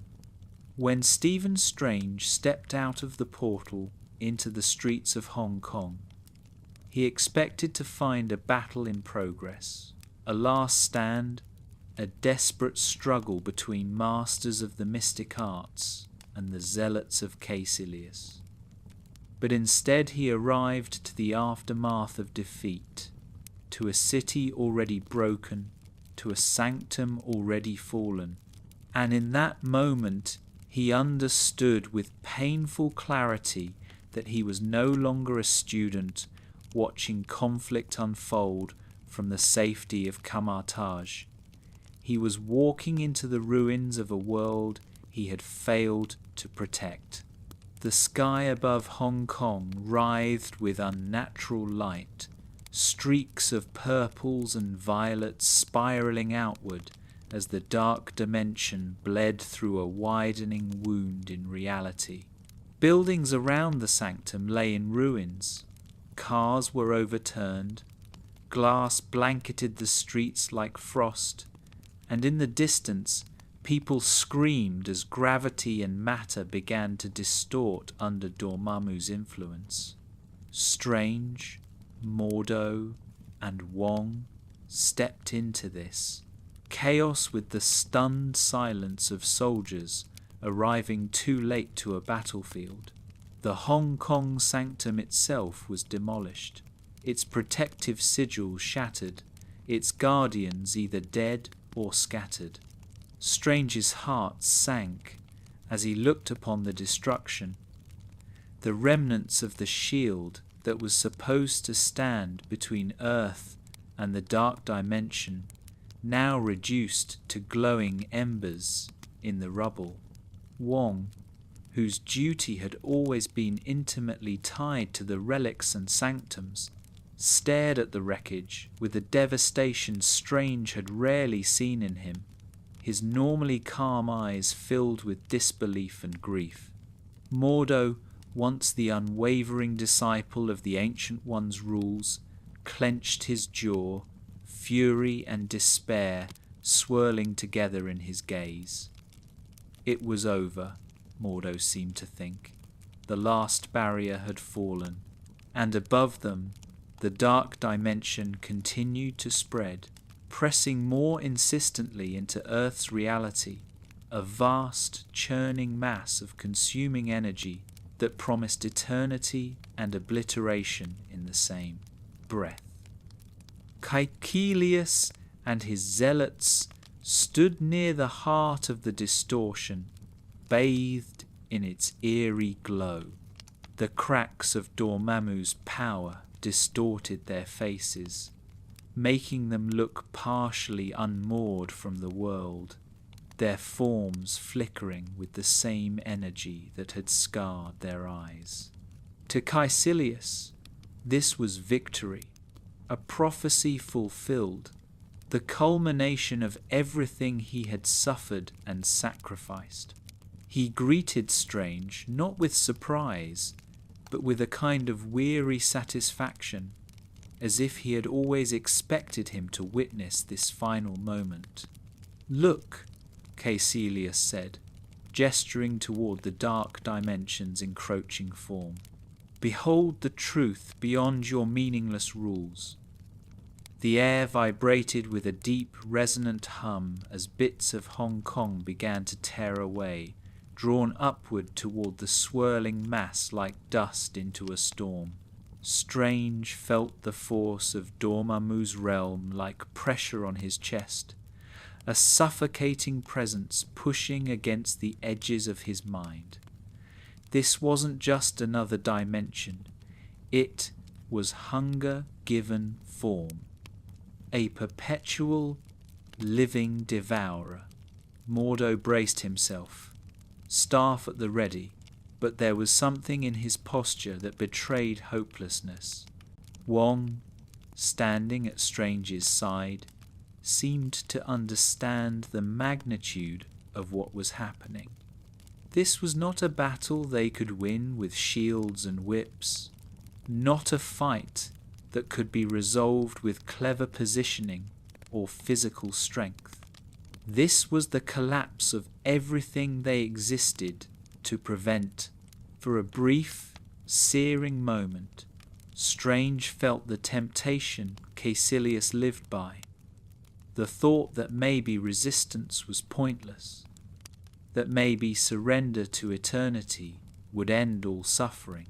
But then he remembered the Ancient One's last words, the look in her eyes as she spoke about time, about choice, about the inevitability of death giving meaning to life. He remembered Christine and her quiet compassion in the hospital. He remembered the patients who looked at him with hope. He remembered the billions of lives going about their days, unaware that the sky above them was moments away from becoming a doorway to annihilation. Eternity, in Dormammu's terms, was not peace. It was the removal of all possibility, all growth, all change. It was the end of story. And Stephen Strange, who had rebuilt himself from ruin, could not accept a universe where nothing ever changed again. As the dark dimension crept closer, Strange did the one thing he still could. He reached up and opened the Eye of Agamotto. Green light flared outward, cutting through the purple haze of Dormammu's presence, forming intricate spirals and sigils in the air. Wong and Mordo turned toward him, surprise etched across their faces. "What are you doing?" Mordo shouted, even as debris floated past them in reverse, caught in the strange cross-current of temporal manipulation. Strange didn't answer directly. His mind moved with singular focus, guided by everything he had learned in the library and in his reckless experiments with the apple. If time itself was being dragged toward an eternal, frozen state by the dark dimension, then his only chance was to make time his ally before it vanished completely. He thrust his hands forward, channeling the energy of the time stone through the eye, directing it not at Kaecilius, not at Dormammu, but at the world around them. Hong Kong shook, then began to move backward. Debris lifted off the ground and flew back into crumbling buildings. Flames retreated into exploding cars, which reassembled themselves and rolled harmlessly backward into place. Shattered glass rose from the asphalt and reformed windows. People who had been struck down began to stand again, their injuries stitching themselves in reverse. For a brief moment, Kaecilius and his zealots stood at the center of a world rewinding around them. Their bodies out of sync with time, they watched, furious and astonished, as the Sanctum began to restore itself piece by piece, its walls rebuilding, its shields reigniting with intricate, glowing patterns. Strange, strained under the effort. Manipulating time on this scale was like holding back an ocean with his bare hands. Every second felt like it might tear him apart. The eye pulsed against his chest, as if warning him he was pushing it to its limit. But he didn't stop. He couldn't. Mordo and Wong joined the fight, intercepting Kaecilius and the Zealots as they tried to move against Strange. The battle unfolded in a bizarre, reversed landscape where cars, stones, and structures moved backward through time, while the combatants moved forward, their attacks carving through a reality that was unbreaking itself even as they fought.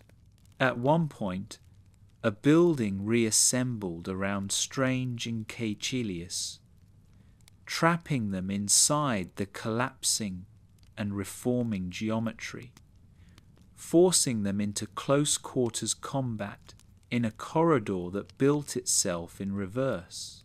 Kaecilius mocked Strange even as they traded blows.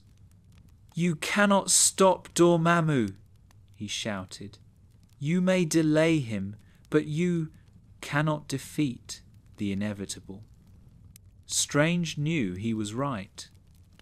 This rewinding of time was a stalling tactic, a way to restore the Sanctum, to buy Earth a little more time. It was not a solution. As the Sanctum fully reformed and the last piece of rubble flew backward into place, the green glow around Hong Kong began to fade. The Eye of Agamotto was reaching the end of what it could do here. Strange had pushed the physical world as far back as he could. Now the battle was no longer about buildings and streets. It was about dimensions. Kaecilius and his remaining followers were bound in magical constructs, held for the moment, but even they seemed unaffected by the complete reversal of the city's destruction, shielded by the dark dimension's influence. "You delay the inevitable," Kaecilius repeated, his voice now laced with frustration. Strange panted, exhausted, gaze lifting to the sky where the dark dimension still loomed. Slightly pushed back, but not gone. He knew then what he had to do, and the realization came with a cold, sobering clarity. The shield of the Sanctums could not hold forever. Sorcerers could not outlast an eternal being. The only way to protect Earth from Dormammu was to confront him directly. Wong and Mordo stared in disbelief as Strange stepped toward the swirling tear in the sky, his cloak fluttering gently behind him, the eye glowing brighter on his chest.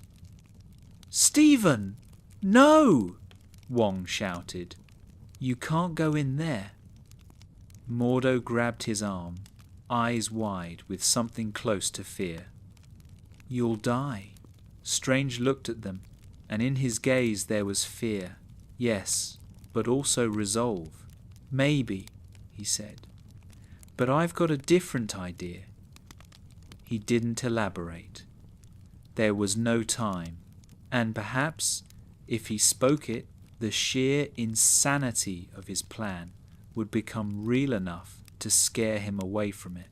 So instead, he took a breath, summoned a portal beneath his feet, and launched himself into the dark dimension. The transition was immediate and disorienting. He plunged into a realm of churning colour and impossible geometry, where physics dissolved and space expanded in unnatural ways.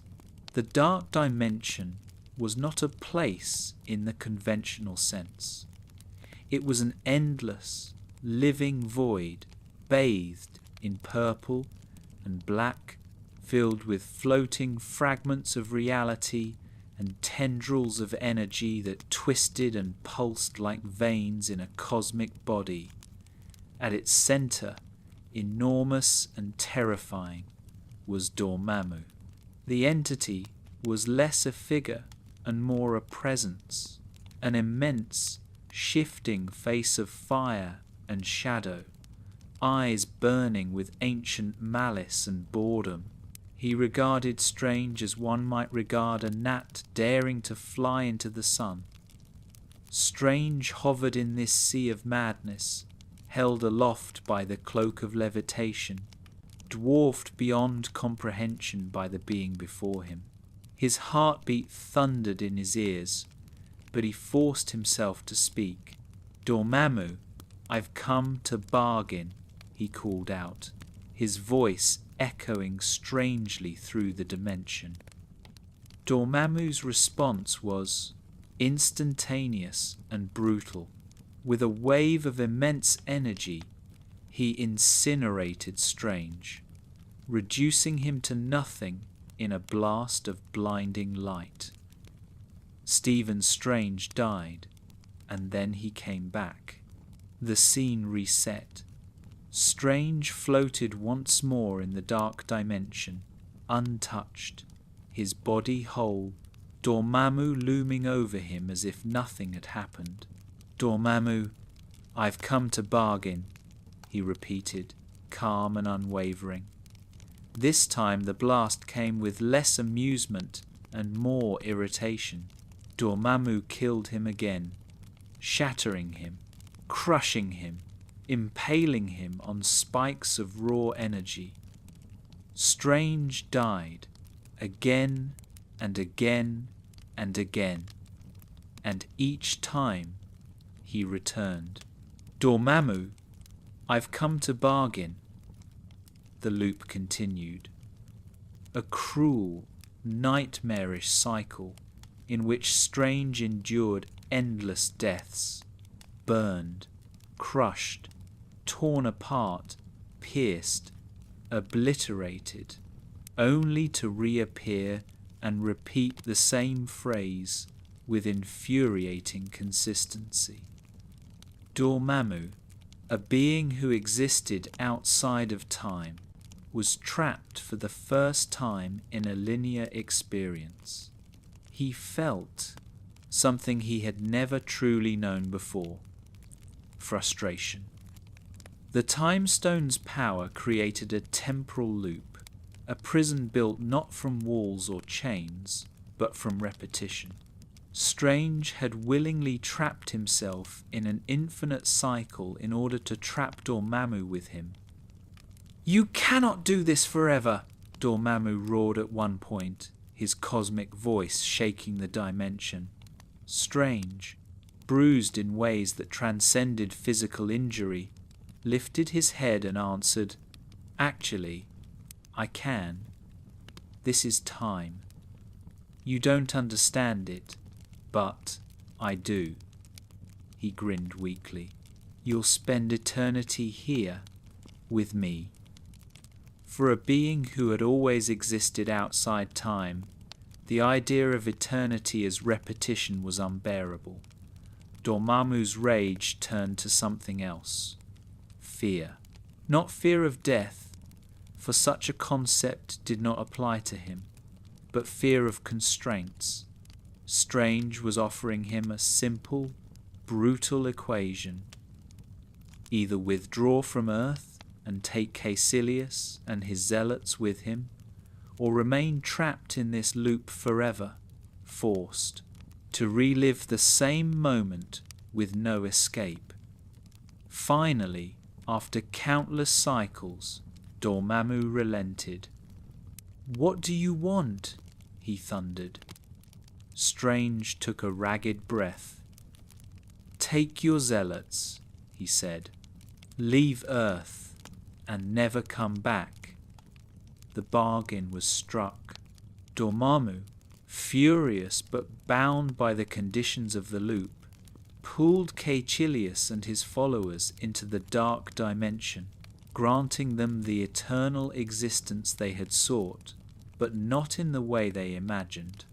They became part of the dark dimension itself, dissolved into its endless, consuming energy. The tier above Hong Kong closed, the dark dimension receded, the loop ended. Strange returned to Earth, collapsing outside the Hong Kong Sanctum, exhausted beyond measure, the eye of Agamotto still glowing faintly against his chest.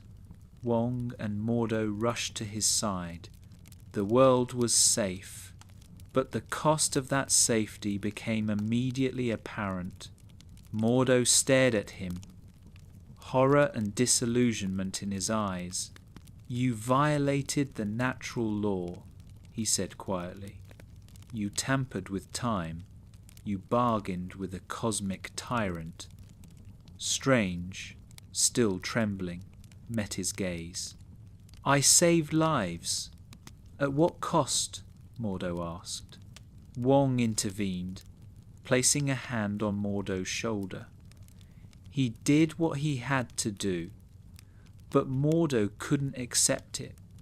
The Ancient One bent the rules. You broke them.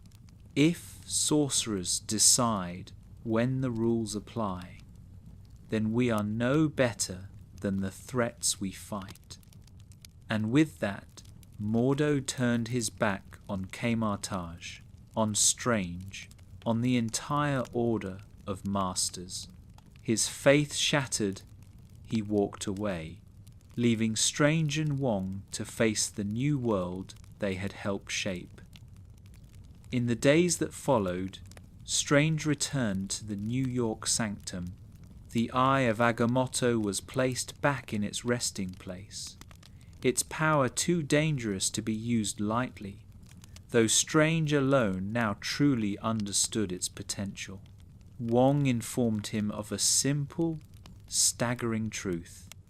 The eye held an infinity stone, one of 6, one piece of a far larger cosmic puzzle that Earth had only just begun to glimpse.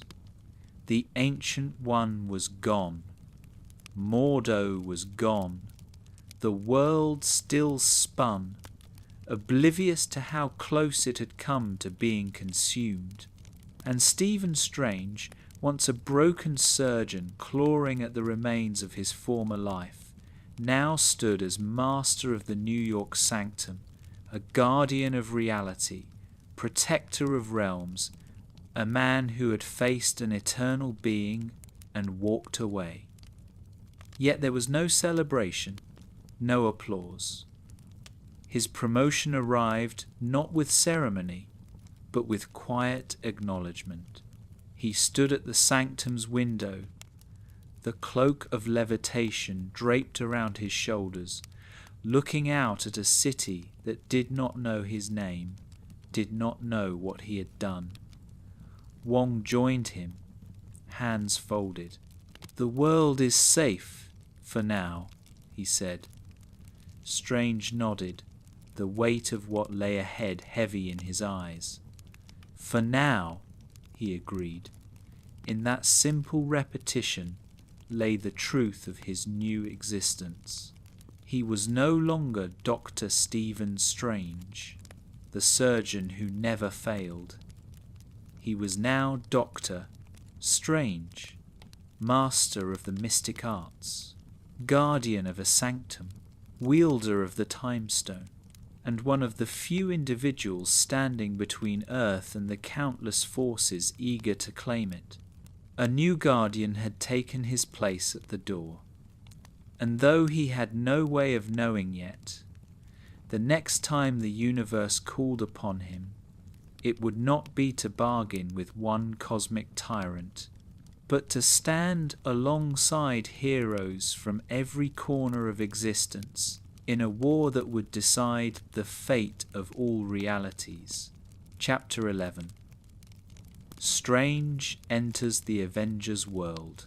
Stephen Strange never intended to join the Avengers, never sought fame, recognition, or a place among Earth's mightiest heroes. Unlike Tony Stark, he did not build the suit that would define him. Unlike Captain America, he did not volunteer for greatness. Unlike Thor, he was not born into a kingdom of gods. Strange became a hero by necessity, by tragedy, and by the discovery of a world that expanded far beyond the boundaries of human understanding. And yet, it was precisely because of this distance, because he did not come from the world of superheroes, because he stood at the intersection of science and the mystic arts, that the day eventually came when the Avengers' world collided with his. This collision began not with an invitation, not with a summons from SHIELD, but with a simple sentence uttered in the aftermath of Dormammu's retreat. Earth is not the center of the universe. Strange had suspected this long before he became sorcerer. When he was still a man relying solely on rational explanations, reading obscure medical papers, occasionally skimming through astrophysics journals out of curiosity, but when he became master of the New York Sanctum, he realized the truth went much deeper. Earth was not simply not the center, it was a crossroads, a convergence point, a battlefield disguised as a blue marble floating in space. And the Avengers, for all their strength, fought only what they could see. Strange, however, saw the rest. His new life settled into a quiet but intense rhythm. By day, he patrolled the Sanctum's relic room, learned from Wong, reinforced magical defenses, and monitored dimensional fluctuations. By night, he studied ancient prophecies, trained with relics that hummed with forgotten power, and meditated beneath the floating candles of Kamar-Taj's astral chamber. To the outside world, Stephen Strange had vanished.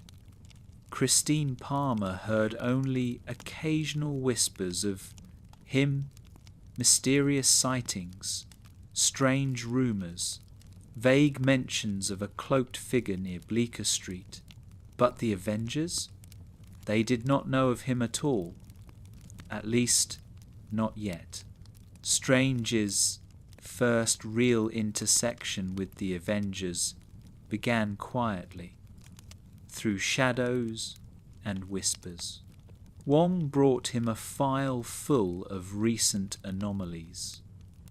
Reports of extra-dimensional disturbances in New York. Sightings of strange creatures that flickered in and out of reality, detected faintly by satellites. Strange cross-referenced them with the Sanctum's records. All signs pointed toward a breach. But it wasn't a magical one. It wasn't sorcery. It wasn't even alien. It was something stranger, a ripple caused by massive cosmic movement, like the tremor left behind by something passing nearby. "Something is coming," Wong said, his tone heavier than usual. Strange replied, "Something or someone." Wong didn't answer. He didn't have to. The first direct link came months later, on a quiet evening. Strange was reading in the Sanctum library, when the relics on the wall began to vibrate all at once, an unmistakable sign of incoming trouble. The candles flickered, the air thinned, and then, without warning, a portal opened in the middle of the room. But it wasn't a sorcerer's portal. It wasn't golden, circular, or controlled. It was blue, chaotic, crackling with unfamiliar energy. Strange stood instantly, ready to activate the Eye of Agamotto if necessary. A figure stumbled through. A man wearing a red cloak, not a sorcerer's cloak, but a cape, and the suit beneath it was unmistakable. It was Thor Odinson, the god of thunder, though he looked battered, strained, and markedly different from their first brief encounter in New York months earlier. Strange raised a hand cautiously. "You seem distressed," he said. Thor blinked as if adjusting to the calmer space. "The fate of my people depends on it," he said, breathless. Strange listened as Thor explained the situation. His father, Odin, was missing. Loki had usurped the throne. Hela, the goddess of death, threatened to unleash hell upon the realms. Strange didn't fully understand the politics of Asgard, but he understood danger. He also understood obligation. "Why come to me?" Strange asked. Thor looked him directly in the eyes with surprising sincerity. "Because you protect this realm, and I've been told you keep track of threats, including interdimensional ones." Strange blinked. He hadn't realized word had spread so far. He decided not to question it. He simply closed his book, straightened his cloak, and replied, "Very well. Let's find Odin." This moment, the quiet cooperation between a mystic guardian and a god, marked the first crack in the invisible barrier between Strange's world and the Avengers. The encounter was brief, efficient, almost surgical. Strange located Odin through magic, opened a portal for Thor and Loki, and sent them on their way. He offered no speech, no invitation, no declaration of alliance. But Thor would remember the way Strange handled cosmic matters, with composure that even the Avengers rarely displayed, and he would speak of it. He would tell the story to others. The next encounter came in a burst of chaos, far more violent than the calm consultation with Thor. It happened on a crisp morning in New York, as Strange stood in the Sanctum's atrium, sipping tea and reviewing energy shifts in the multiverse. The city outside was normal: cars, honking horns, people walking dogs, children laughing. Then, without warning, the sky darkened. A shadow passed over the sanctum.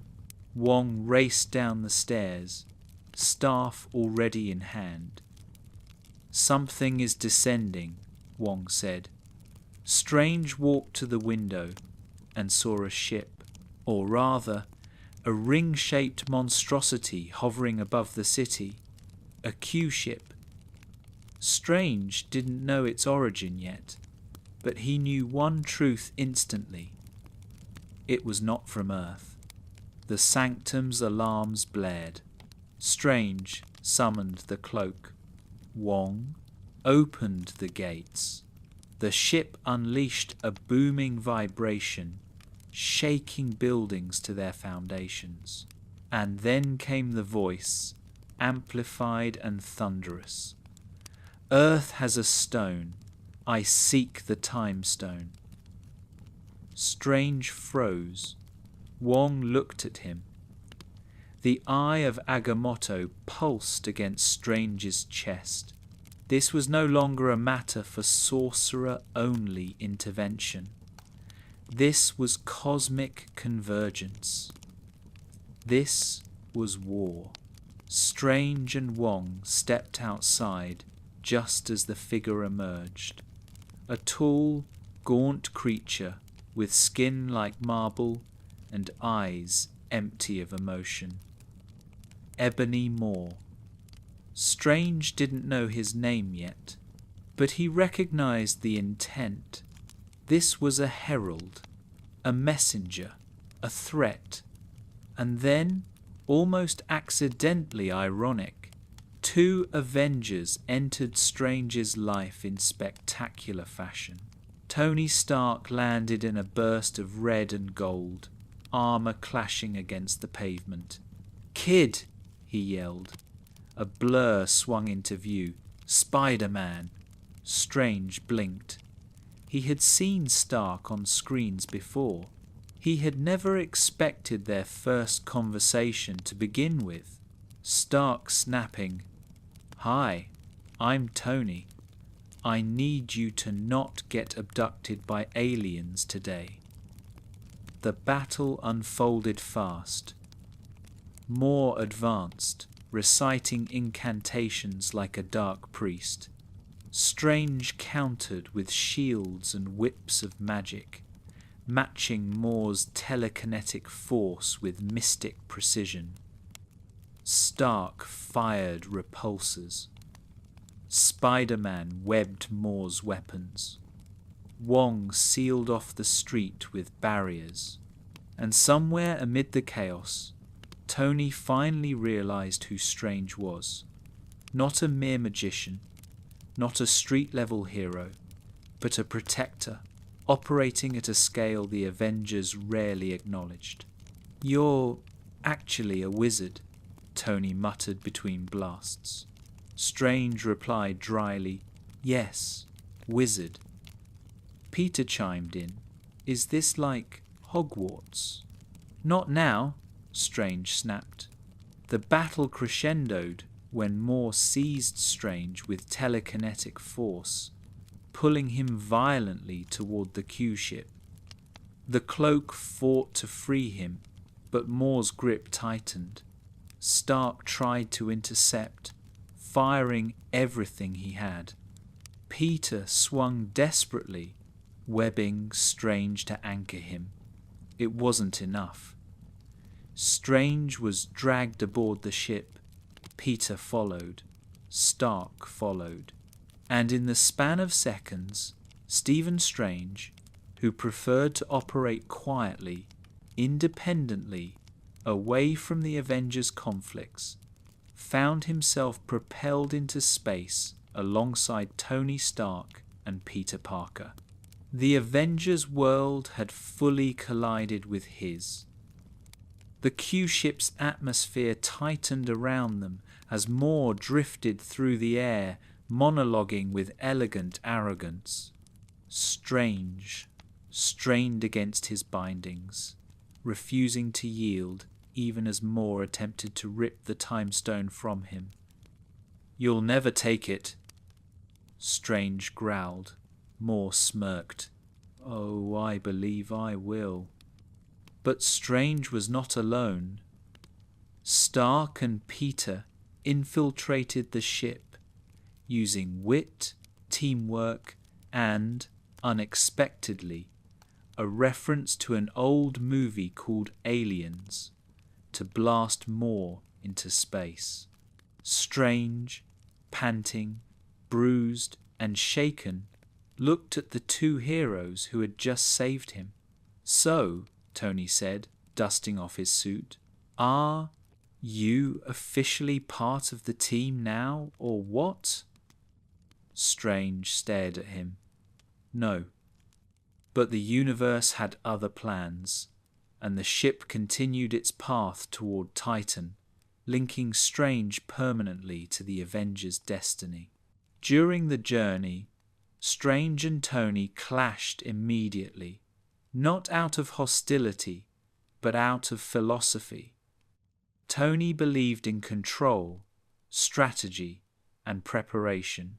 Strange believed in inevitability, fate, and the balance of the universe. At one point, Strange looked Tony in the eye and said, "If it comes to saving you, or the kid, or the stone, I will not hesitate." Tony, deeply human beneath all the armor, replied with hurt sarcasm, "Wow, nice." Peter simply said, "Mr. Stark, I don't think he means it like that." But Strange did mean it, because the Time Stone was not a weapon. It was a cosmic responsibility. Everything changed when Strange used the stone to peer into the future. He entered a trance, his body rising, splitting into countless astral forms, each one sifting through timelines like pages of an infinite book. When he returned, his voice was hollow. "I saw 14,605 futures," Tony asked quietly. "And in how many do we win?" Strange opened his eyes. "One." That moment, a moment he chose not to explain, bound his fate to Tony's in a way neither fully understood until the end. On Titan, Strange fought alongside Iron Man, Spider-Man, Star-Lord, Drax, and Mantis against Thanos himself. His movements were a symphony of mystic power, portals, whips, mirror traps, images splitting into dozens, blasts of golden energy. He trapped Thanos in the mirror dimension. He bound him with eldritch restraints. He summoned storms of weapons. It wasn't enough. Thanos overpowered them, physically, mentally, cosmically. And when Tony's life hung by a thread, Strange made the fateful choice that sealed his destiny. He traded the Time Stone in exchange for Tony Stark's survival. As the green stone drifted into Mintu, Thanos' massive hand, Tony choked out. "Why? Why would you do that?" Strange whispered the truth. Only he understood. "We're in the end game now." And then he vanished in the snap.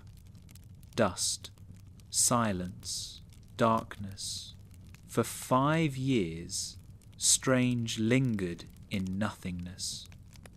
When Hulk reversed the snap, Strange returned instantly, standing on Titan as if no time had passed. He opened portals for the Avengers, bringing armies from Wakanda, Wakanda's border tribe, Kamar-Taj, Asgard, and beyond.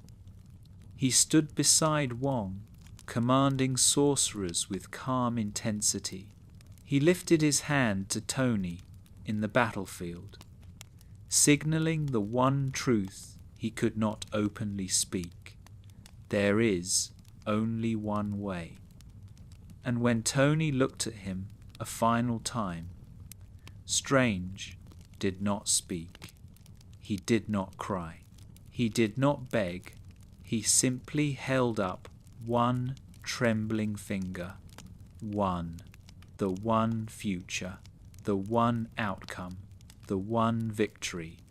After Tony snapped his fingers and the universe was saved, Strange found himself standing in the ruins of the battlefield, looking at Tony's body as the last sparks of the Infinity Stones burned through him. Wong's voice trembled. "Is this?" Strange nodded. "It was the only way." He carried the weight of that truth in silence. He had guided Tony toward his fate. and he would live with that knowledge forever. When the war ended and Thanos was no more, Strange returned to the New York Sanctum. Wong stood beside him. The city buzzed below them, oblivious as always. Strange whispered, "The Avengers' world is different from ours." Wong nodded. "And now, you are part of both." Strange didn't answer. He simply looked out at the horizon, knowing the future was full of new threats, new fractures, new responsibilities. He had entered the Avengers' world, but he had not abandoned his own. And soon, both would collide again, this time with the multiverse itself hanging in the balance. Chapter 12: Titan, Thanos, and the One Possible Future. On Titan, the dead world that had once been the proud home of Thanos, Stephen Strange confronted not only the mad Titan himself, but the crushing weight of inevitability. The planet's shattered surface, broken moons, and silent sky were a physical reflection of what Strange had already seen within the currents of time, the fragility of existence, the consequences of unchecked conviction, and the reality that sometimes winning does not mean preventing loss, but choosing which losses the universe can survive. When the Q-ship carrying Strange, Tony Stark, and Peter Parker finally crashed into Titan's desolate landscape, the impact felt less like an accident and more like a collision with destiny. Strange staggered out of the wreckage, cloak twitching, dust swirling around him in dry gusts. The once thriving world was now a graveyard of cracked stone and airless quiet, dotted with the remnants of an advanced civilization reduced to ruins. Strange needed no explanation. He could feel the sorrow embedded in the place. A planet that had borne witness to a prophecy ignored, and a solution so monstrous that its architect now sought to impose it on the entire universe. Titan was a warning, and Thanos had chosen to see it as a justification. Before Thanos himself arrived, Strange and Stark found themselves face to face with another group of unlikely allies. Peter Quill, Drax, and Mantis, members of the Guardians of the Galaxy, who had initially mistaken them for enemies. The misunderstanding erupted into a flurry of fists, webs, and sorcery. A chaotic scuffle in which Strange found himself dodging Drax's blades and deflecting Quill's blasters, while Peter Parker clung to Star-Lord's mask, trying to restrain him. It was messy, almost absurd in the shadow of what was coming, but it quickly gave way to clarity once they realized they shared a common enemy. "We're here to kill Thanos," Quill said bluntly, once. The tension eased. Stark's eyes narrowed. "So are we." Strange watched the exchange with the detached focus of someone who had already glimpsed far ahead of this moment. These people, strangers to him mere hours ago, were now threads in the single tapestry that could possibly lead to survival. He had seen them in the futures he had scanned, versions of this conversation playing out in millions of variations. Only one had ended in victory, and that one depended on choices he could not fully reveal. As they waited for Thanos to arrive, Strange sat above the group on a broken ledge, cross-legged, the Eye of Agamotto resting against his chest. He knew the Time Stone was a beacon drawing Thanos toward them. He also knew that using it openly was a risk, but there was no longer room for caution. He needed to understand exactly how narrow their chance at survival truly was. So he entered the time stream. His body began to float slightly above the rock, head lowered, fingers moving in, tight, precise gestures. Green light unfurled from the eye, enveloping him. For Tony and the others, only seconds passed. For Strange, it felt like an eternity compressed into moments. He saw battles replayed, decisions altered, alliances broken, sacrifices attempted and undone. In one future, Tony died alone on the Q-ship. In another, Peter Quill never learned of Gamora's fate, and their coordinated attack on Thanos succeeded, only for another catastrophe to emerge later. In countless variations, Thanos won, his gauntlet complete, the snap inevitable. Again and again, Strange watched the cosmos fall silent as half of all life disappeared. He saw Earth's cities hollowed, Kamartage's halls emptied, sanctums standing quiet over a diminished world. Through each scenario, he tried to intervene differently, delay Thanos' arrival, hide the time stone, destroy it, work around it.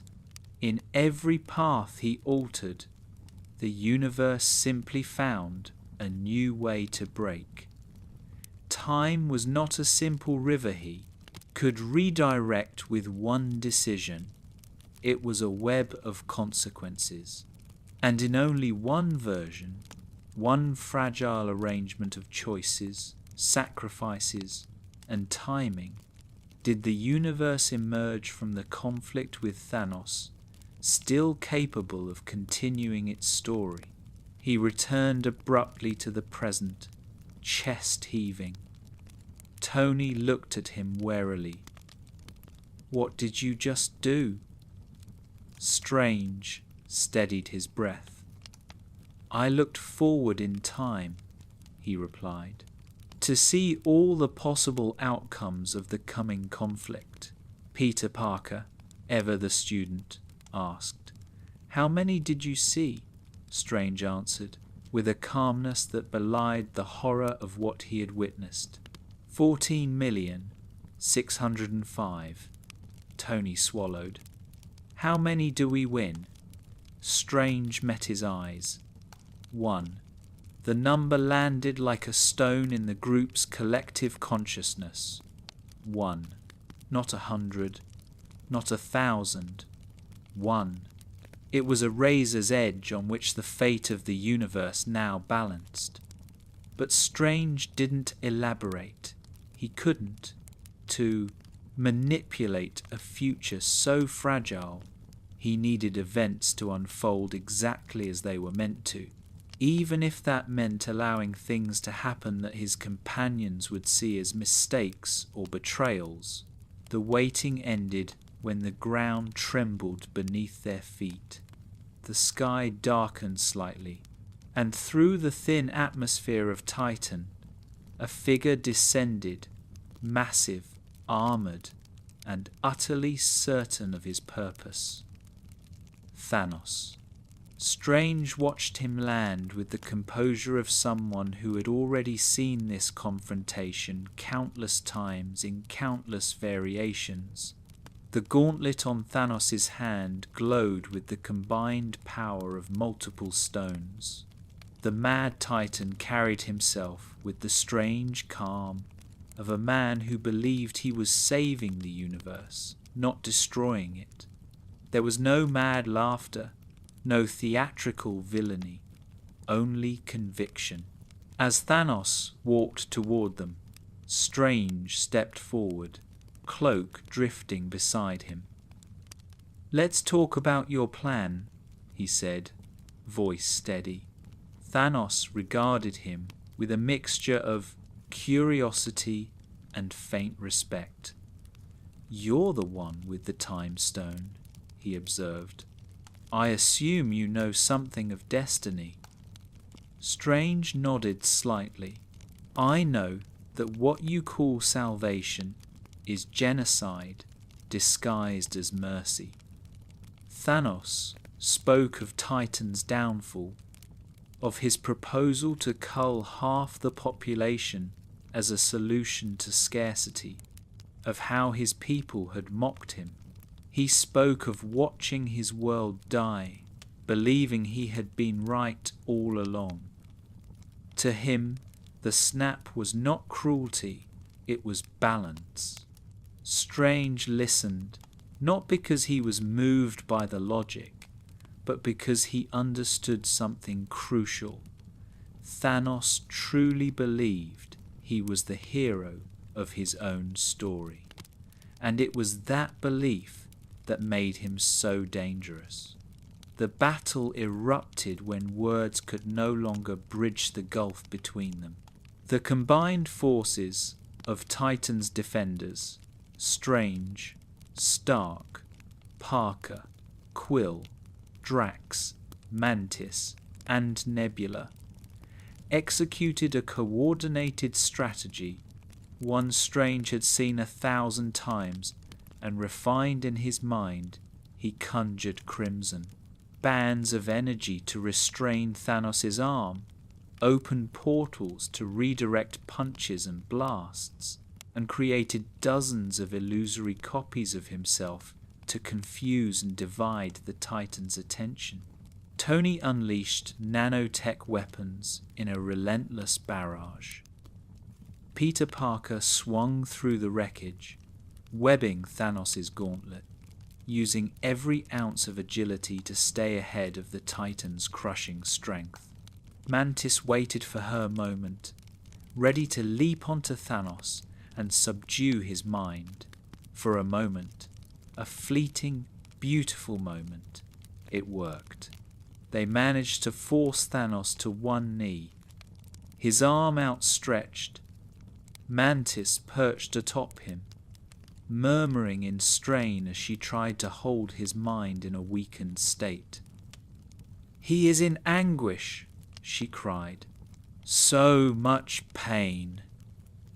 Nebula and Stark worked together, pulling at the gauntlet, forcing it inch by inch from Thanos' hand. Victory seemed possible. Strange watched, not intervening, because this was the point where the one winning future had begun in his visions. He dared to hope that all of this suffering might end here, but then the fragile strand of possibility snapped. Peter Quill, already fraying from grief and fear, learned the truth about Gamora's fate, that Thanos had sacrificed her on Vormir to acquire the Soul Stone. The words hit him like a physical blow. His expression crumpled into devastation, then rage. Despite Stark's frantic pleas to stick to the plan, Quill struck Thanos repeatedly, shouting Gamora's name. Strange saw it happen exactly as he had seen it before, in 14,604 losing futures. Mantis lost her concentration. Thanos roared back into full control, wrenching his arm free, reclaiming the gauntlet. The opportunity was gone. The mad Titan unleashed the power of the stones, twisting gravity, hurling moons from orbit, smashing the battlefield into a surreal landscape of floating debris and shattered terrain. Strange fought with everything he had, summoning shields, weaving portals to redirect, attacks, splitting into numerous projections, and conjuring mandalas that clashed against cosmic beams. He managed to hold his own for longer than anyone might have expected, even forcing Thanos to use multiple stones in combination to counter his spells. But the gap between them was insurmountable. Thanos was not just strong, he was inevitable. Tony, refusing to back down, pushed himself beyond endurance, morphing his suit into blades, cannons, shields, even launching parts of it as independent weapons. Strange watched, aware of the cruel symmetry. Tony Stark, the man who had spent years haunted by the vision of this exact kind of battle, now finally face to face with the nightmare made real. When Thanos stabbed Tony, driving a jagged piece of his own nanotech into his abdomen, the world seemed to stop for Strange. In countless futures, this was where everything ended for Tony Stark. This was where the narrative fragmented into loss. But in the one winning future, something else happened. And Strange knew the moment had come for him to step out of the role of warrior and into the role of architect. As Thanos raised his hand to finish Stark, Strange called out, "Stop!" The Titan turned toward him. Stark looked up weakly, confused and hurt, both physically and emotionally. Strange's hands were shaking, not from fear, but from the weight of choice. "Spare his life," Strange said slowly, "and I will give you the stone." Tony's eyes widened. "Don't," he gasped. "You can't." Thanos, skeptical but intrigued, lowered his hand slightly. "You would willingly surrender it?" Strange swallowed. "There was no other way," he whispered. Not just to Thanos, but to himself, to Wong, to the Ancient One, to every timeline he had walked through in the currents of time, knowing this was the only point where he could change everything. He opened the eye of Agamotto. The time stone drifted forward, glowing bright green as it moved toward Thanos. Strange's gaze flickered to Tony's for a fraction of a second, just enough to send a message without words. "Trust me." Thanos took the stone, placing it into the gauntlet. The weapon was almost complete now, only one stone away from omnipotence. "Why?"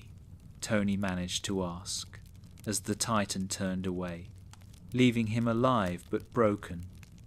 Strange's answer was quiet, almost resigned. "We're in the endgame now." It was the only explanation he could offer without unraveling the fragile path ahead. If Tony died here, the one future where they prevailed died with him. Thanos left Titan, leaving its defenders beaten, scattered, and in disbelief. Strange sat amid the ruins, breathing slowly, his body aching, his magic depleted. He had done something that, on the surface, looked like betrayal. Handed over the very stone he was tasked with protecting. Even his allies could not understand, but Strange did not require their understanding. He only needed the universe to reach the one outcome in which it survived. Moments later, he felt a strange sensation, like being tugged backward through reality, and then he dissolved into dust. The snap claimed him. Darkness swallowed his senses. There was no sensation of time passing, because in that void, time meant nothing. When Hulk later reversed the snap, Strange returned to the same Titan battlefield, as if waking from a blink. The knowledge of what had happened remained intact. Thanos had succeeded, half the universe was gone, and now there was a second chance. Strange acted immediately. He opened portals to Wakanda, to the ruined Avengers compound, to distant worlds, gathering warriors, sorcerers, and soldiers for the final confrontation. On that battlefield, amid an army of heroes, Strange did not stand in the front line. He moved through the chaos, raising shields against collapsing water, diverting floods, keeping the field itself from becoming a grave even as gods and soldiers clashed around him. He kept his distance from Tony, not out of coldness, but out of the understanding that the man had a final choice to make, one Strange could not taint with explanation.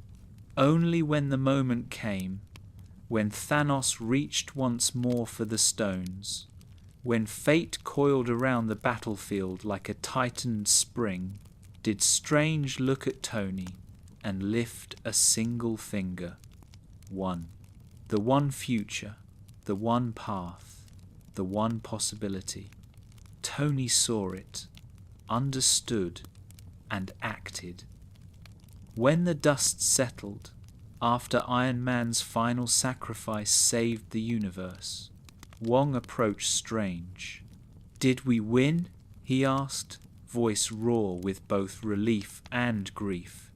Strange looked at the sky, then at the spot where Tony had taken his last breath. "Yes," he said softly, "but not without a cost." Titan had been the stage where Stephen Strange saw the full tapestry of time.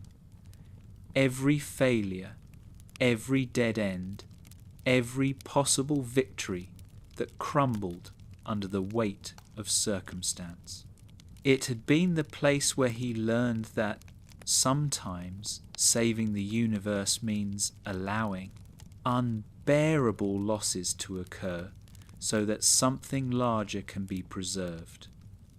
On Titan, he stopped being simply a guardian of a sanctum. He became a steward of destiny. And though the battle there ended in apparent defeat, it was the silent, invisible victory planted on that dead world, protected by a choice only he understood, that would one day allow the universe to breathe again. Chapter 13. 5 years of dust and the sorcerer's return. When the snap struck Titan and Stephen Strange dissolved into dust, he did not feel pain, not in the physical sense, but rather a sensation of unravelling, as if he were being pulled apart into the smallest threads of his own existence, each one drifting into the void between realities.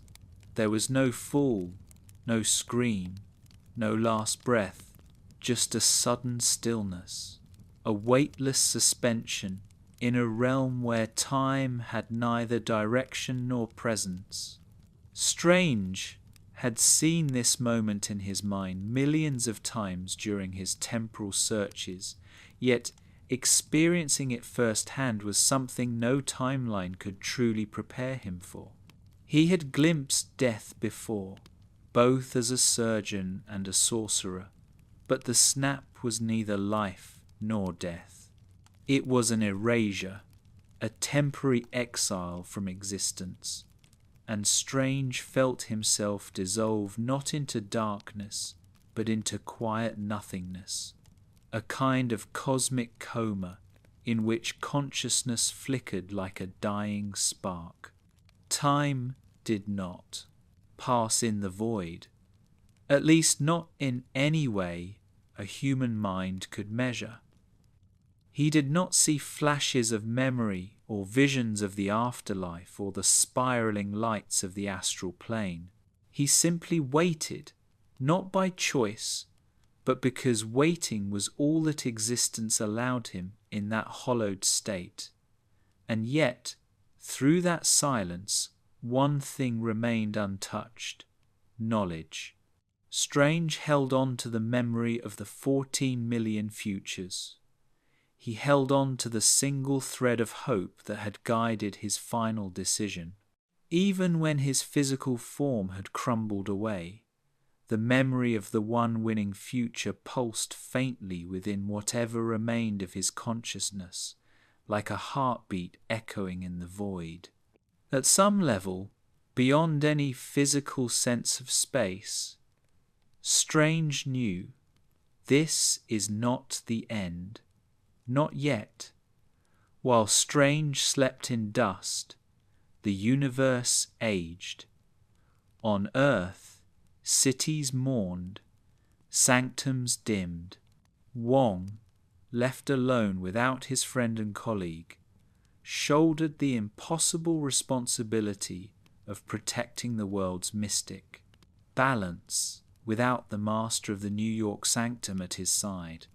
Across the 5 years after the snap, Wong travelled ceaselessly between the sanctums, patching dimensional tears left behind by weakened barriers, negotiating with volatile relics, and defending Earth from entities that sensed its vulnerability.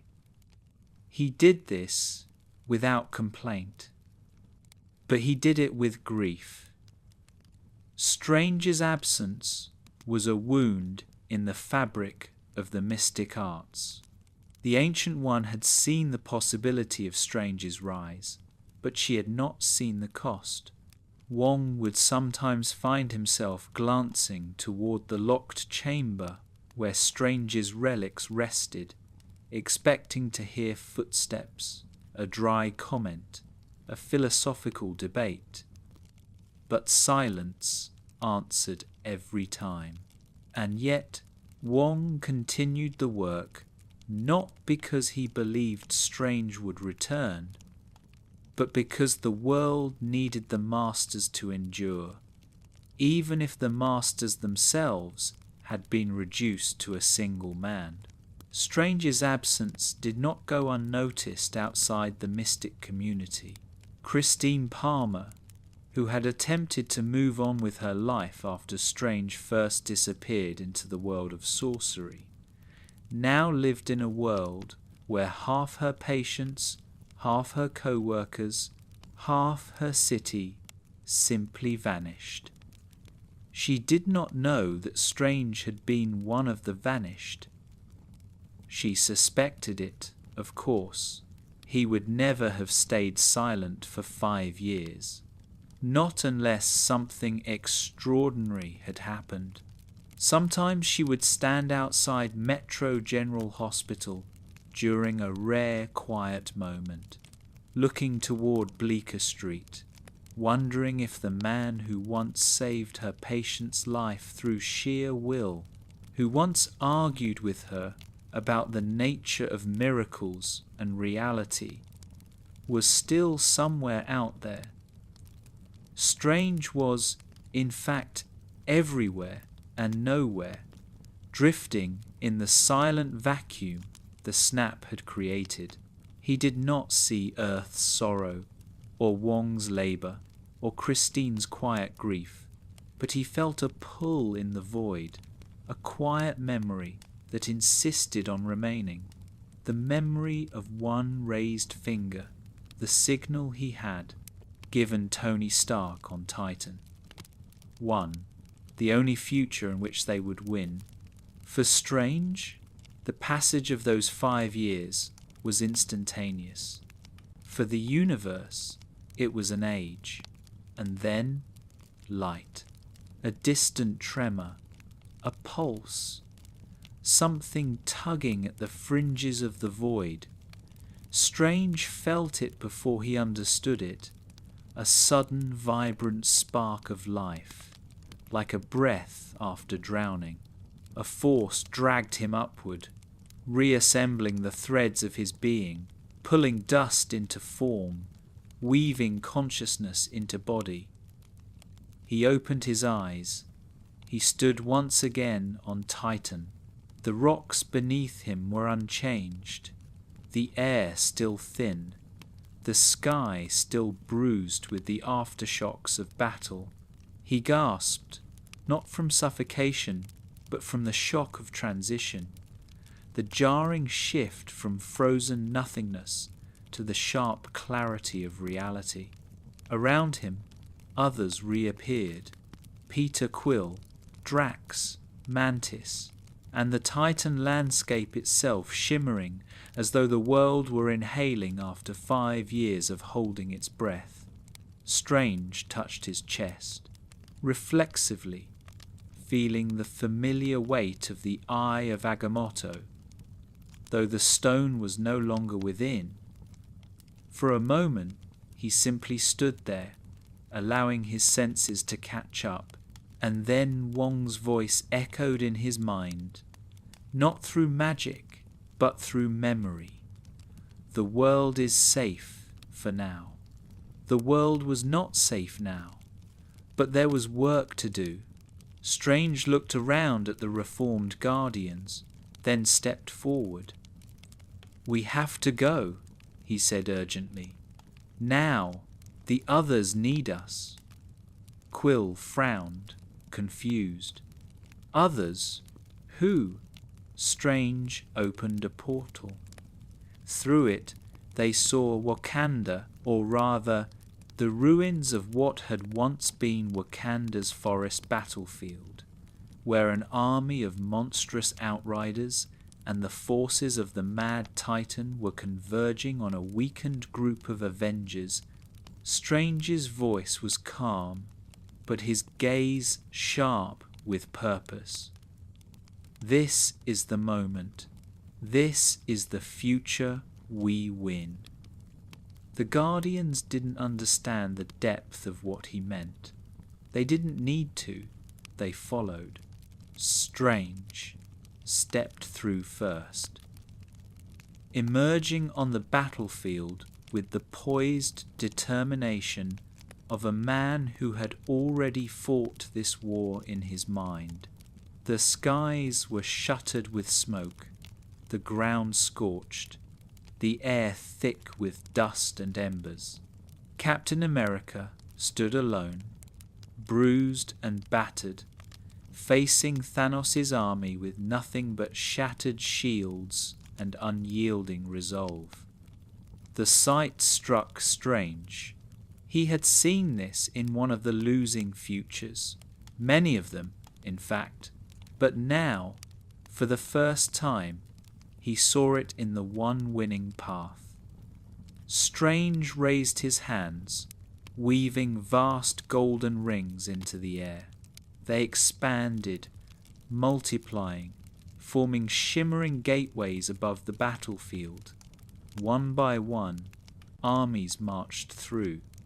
Warriors of Wakanda, sorcerers from Kamartaj, the Asgardians, the Ravagers, the people of New Asgard, a legion of heroes arriving across the world, answering the call, and among them, Strange's own students, those who had survived, those Wong had trained to carry on the legacy. Wong appeared, beside Strange, as the last portal closed, his expression fierce, eyes hardened by 5 years of labor and loneliness. Strange nodded. Wong returned the nod, a silent exchange of trust and relief between brothers in arms. Strange then surveyed the field and found Tony Stark standing in the wreckage, battered but alive. Their eyes met. Strange felt the weight of the future, the one future, settle into place. Tony approached him, panting, confused. "You said we had one shot," Tony said. Is this it?" Strange inhaled deeply. "If I tell you what happens," he said quietly, "it won't happen." Tony stared at him. frustration etched into his face. But Strange didn't waver. He lifted a hand. Not yet. Not now. Soon. The battle raged with a fury unlike anything Strange had ever seen. Sorcerers reinforced collapsing structures. Wakandan warriors fought alongside Spider-Man. Thor and Captain America wielded lightning together. Captain Marvel descended like a comet, shattering Thanos' warships with her bare hands. Strange himself manipulated energy in colossal waves, diverting floods, protecting the battlefield from collapsing into ruin, redirecting debris and attacks with the precision of a conductor commanding an orchestra. When the Avengers finally secured the gauntlet and began the desperate game of keeping it away from Thanos, Strange maintained his distance, not out of cowardice, but because he knew the moment to act had not yet come. Every second played out exactly as he remembered. Every loss, every desperate move, every cry in the chaos was another stitch in the one tapestry leading to victory. And then, as Thanos regained the gauntlet, Strange felt it, the anchor point in time, the spot where fate converged. He turned toward Tony. Their eyes met through the smoke and fire and agony of a universe on the edge. Strange lifted one trembling finger. One. Tony understood. He lunged toward Thanos, sacrificing himself in an act that Strange had seen millions of times fail, except this one. The stones sparked with cosmic power, shifting from Thanos' gauntlet to Tony's. Strange could feel the energy ripple, a force that would kill any mortal. Tony looked at Strange one last time. Strange nodded. Tony whispered, "I am Iron Man." And the snap reversed the snap. Strange watched the battlefield dissolve in blinding white as Thanos and his armies turned to dust. Silence followed. After the battle, Strange stood beside Wong, overlooking the battered remnants of the Avengers' compound. They both knew the victory had come at a terrible cost. Tony Stark lay dead. Natasha Romanoff had sacrificed herself on Vormir. Vision was gone. Countless others had suffered losses that could never be undone. Strange watched Pepper Potts kneel beside Tony's body, watched Peter Parker sob beside his mentor. For the second time that day, Strange felt himself breathe deeply, the weight of destiny, crushing but bearable, because the universe still existed to feel it. In the days that followed, Strange returned to the Sanctum. For the first time in years, it felt stable, quiet, protected. He stood before the eye of Agamotto's empty casing, no longer holding the time stone, and felt the strange emptiness of a relic whose purpose had ended. Wong entered the chamber behind him. "The world will need us," he said simply. Strange nodded. "It always will," Wong added. "But now it also knows we exist." Strange didn't respond. He looked out the sanctum window toward the setting sun, cloak resting quietly over his shoulders. The 5 years he had missed were gone forever, but the universe had endured. The one possible future had arrived, and the sorcerer who had witnessed it all now stood not as a guardian bound by rules, nor as an outsider among heroes, but as a bridge between worlds, science and mysticism, destiny and free will, death and salvation. Stephen Strange had returned from dust, but more importantly, he had returned with purpose. And the universe, unknowingly, was already shifting again toward cracks in reality, new threats, and the unraveling of the multiverse itself. Chapter 14, Multiverse of Madness. After the events of the blip, when the universe settled uneasily into its new shape, Dr. Stephen Strange carried the weight of what he had seen, of timelines lost, futures erased, lives traded for survival. Though the universe had been restored, something within Strange remained fractured. He had glimpsed too much of destiny to believe in coincidence, too much of sacrifice to believe in easy victories.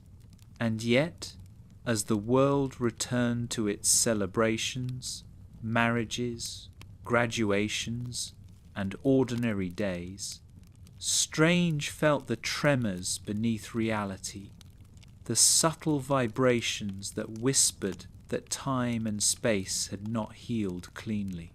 Like a fractured bone that had set incorrectly, the multiverse had begun to pulse with unstable energy, its boundaries weakened by spells, stones, and forces too great for any realm to contain. Strange did not yet understand that the cracks forming in the fabric of existence were not merely fractures, they were doors, and some doors were meant to stay closed.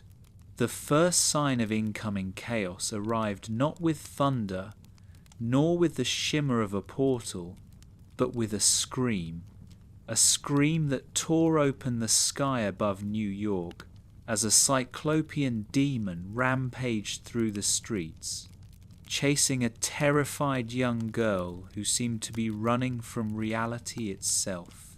Strange leapt from the Sanctum balcony, cloak snapping into place, and descended toward the chaos with the practiced calm of a man who had long since accepted that normalcy would never again be part of his life. The creature clawed through buildings, tearing street lamps from the ground as it pursued the girl, America Chavez, whose power, Strange soon learned, was not sorcery, but something far more ancient and rare, the ability to travel the multiverse, not through portals of magic, but through sheer force of cosmic nature. She didn't cast spells. She punched holes in reality. Strange rescued her from the monster, using a conjured spear of shimmering light to pierce the creature's tough hide while the cloak restrained its movements.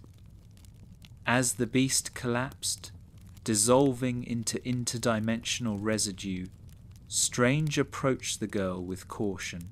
She wore a jean jacket adorned with stars, her eyes filled with fear and suspicion. "You're Dr. Strange," she whispered, as if naming a myth. Strange noticed she did not sound relieved. If anything, she seemed disappointed. The truth emerged quickly, in fragments, as Strange pushed her for answers. In another universe, a universe where Strange had become corrupted, obsessed, or monstrous, she had met versions of him who tried to steal her power under the guise of protection. In every universe she had fled through, Strange wore two faces, savior or threat. America did not yet know which one this Strange might become. That hesitation cut deeper than Strange expected, but before he could unravel her fears, she told him the truth that would reshape everything. "Something is hunting me." something powerful, something that can travel through dreams. Strange's eyes narrowed. Dreamwalking, forbidden magic, dark magic. He knew only one artifact capable of binding the will across universes, the Darkhold. Strange, putting together the pieces, sought out the one Avenger who understood more about interdimensional energy, chaos magic, and cosmic imbalance than anyone else alive, Wanda Maximoff. Though she had helped save the universe against Thanos, Wanda had suffered a loss deeper than anything Strange could imagine. Vision dead, her children erased, her reality shattered. Strange approached her in an orchard that seemed peaceful, tranquil, a pocket of calm in a chaotic world. But as he spoke to her, warning her of the girl being hunted, he realized too late that the tranquility was an illusion. Wanda was not living in peace. Wanda was lost in grief, consumed by the Darkhold's whispers, her mind twisted by its power. The orchard dissolved around them, revealing a corrupted wasteland of dark magic, a scar on the land shaped by Wanda's agony. "You never told me her name," Wanda said softly, voice trembling with power. Strange froze. "America Chavez."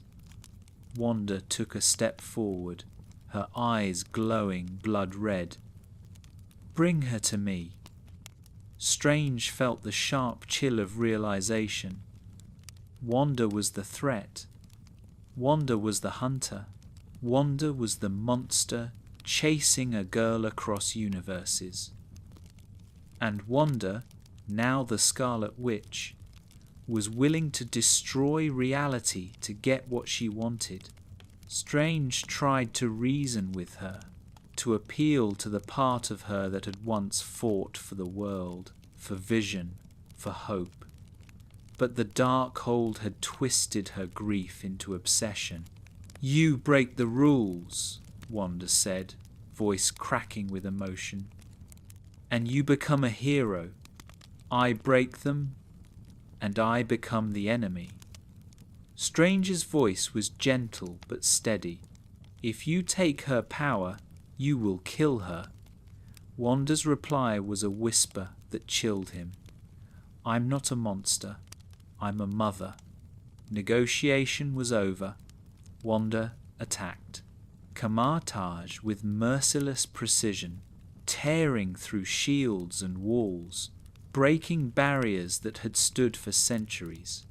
Sorcerers fell around Strange, their defenses overwhelmed by Wanda's chaos magic as she tore through the fortress like a living storm. Strange protected America, fleeing through the multiverse as Wanda's spirit, projected through dreamwalking, chased them through collapsing realities, futuristic cities, animated worlds, and landscapes made of liquid paint. They tumbled through dimensions like leaves caught in a cyclone until finally landing in a universe where the vegetation glowed softly and buildings seemed grown rather than built. And there, Strange met the Illuminati, a council of the most powerful beings of that world: Professor Charles Xavier, Reed Richards, Captain Carter, Black Bolt, Maria Rambeau's Captain Marvel, and their own variant of Mordo. They were weary, proud, and far too confident in their belief that they had tamed the dangers of the multiverse. Strange warned them about Wanda. They dismissed him. Xavier sensed the truth, recognized the darkness, the grief, the horror approaching. But it was too late.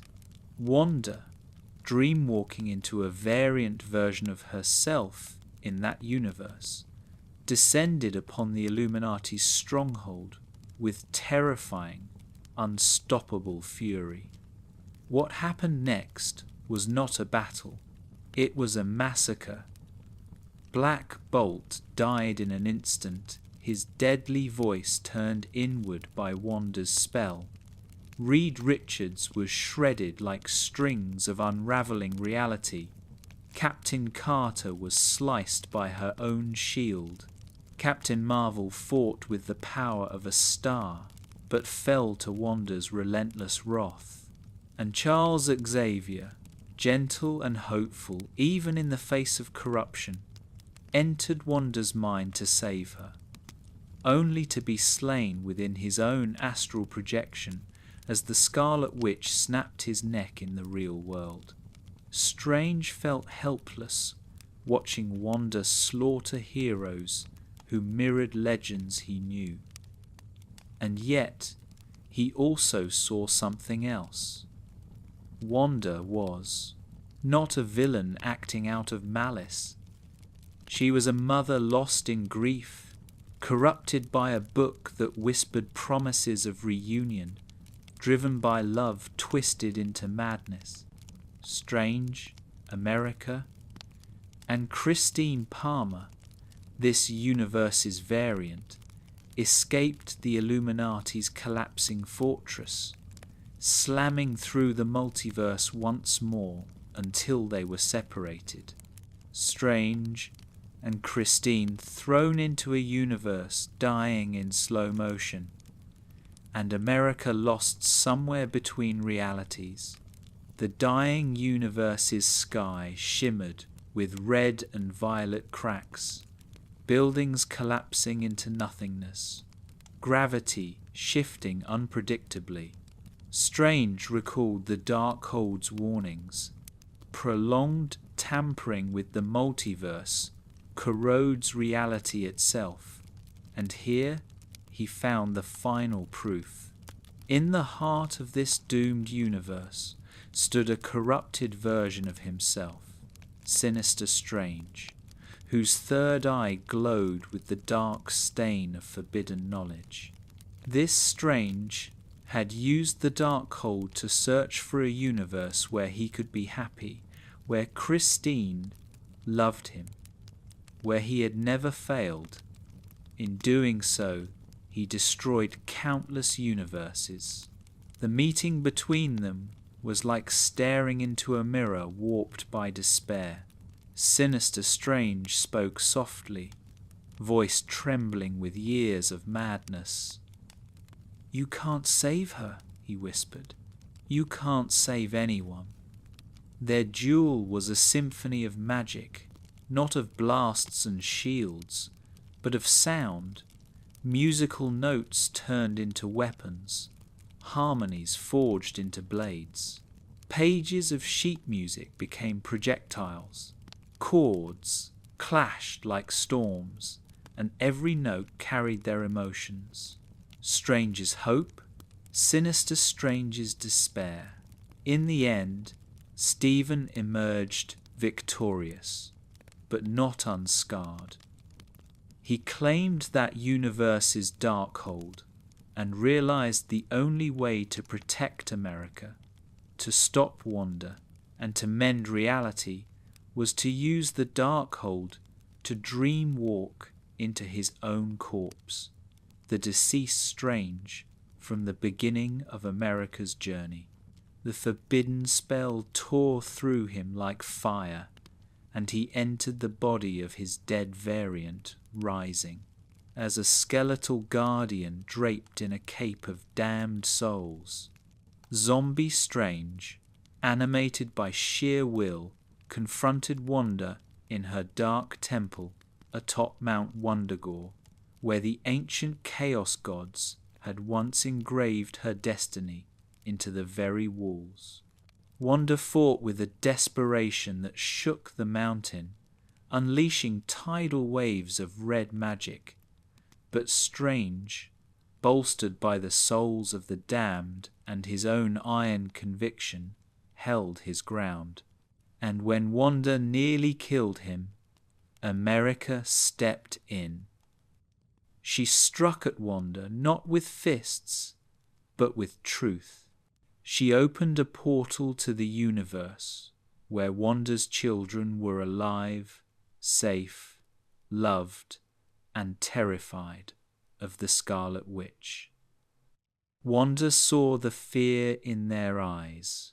She saw the truth she had refused to accept. She was not saving anyone. She had become the monster in her children's story. The realization cracked her like glass. With a single act of clarity, Wanda destroyed every trace of the Darkhold across the multiverse. She brought down Mount Wundagore, and she buried herself beneath it. Strange watched the mountain crumble, not sure if Wanda Maximoff had died, but sure that the Scarlet Witch was gone. America, now confident in her powers, returned Strange to Kamar-Taj, where rebuilding had begun. Wong stood battered but alive. Strange bowed, a gesture of respect he rarely offered, and Wong returned it with weary dignity. But the story did not end there. Days later, as Strange walked the streets of New York, trying to reclaim fragments of normalcy, he collapsed, clutching his head as pain tore through him. And then his third eye opened. A mark of corruption, a sign of consequences, a reminder that even victories reshape the soul. Strange had saved the multiverse, but the multiverse had marked him in return. Chapter 15. The Man Who Became the Multiverse. In the days following the destruction of the Darkhold and the fall of the Scarlet Witch, Dr. Stephen Strange walked through New York with the quiet burden of a man who had seen far too many versions of himself, too many fates, too many failures, too many futures shaped by his own choices.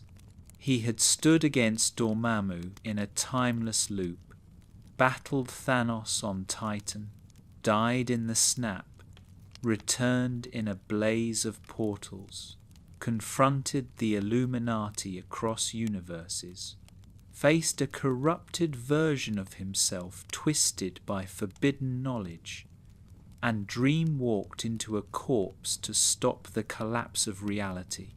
With every step, every spell, every whisper of magic that flowed through his veins, Strange felt less like a man tethered to earth, and more like a being woven into the fabric of existence itself.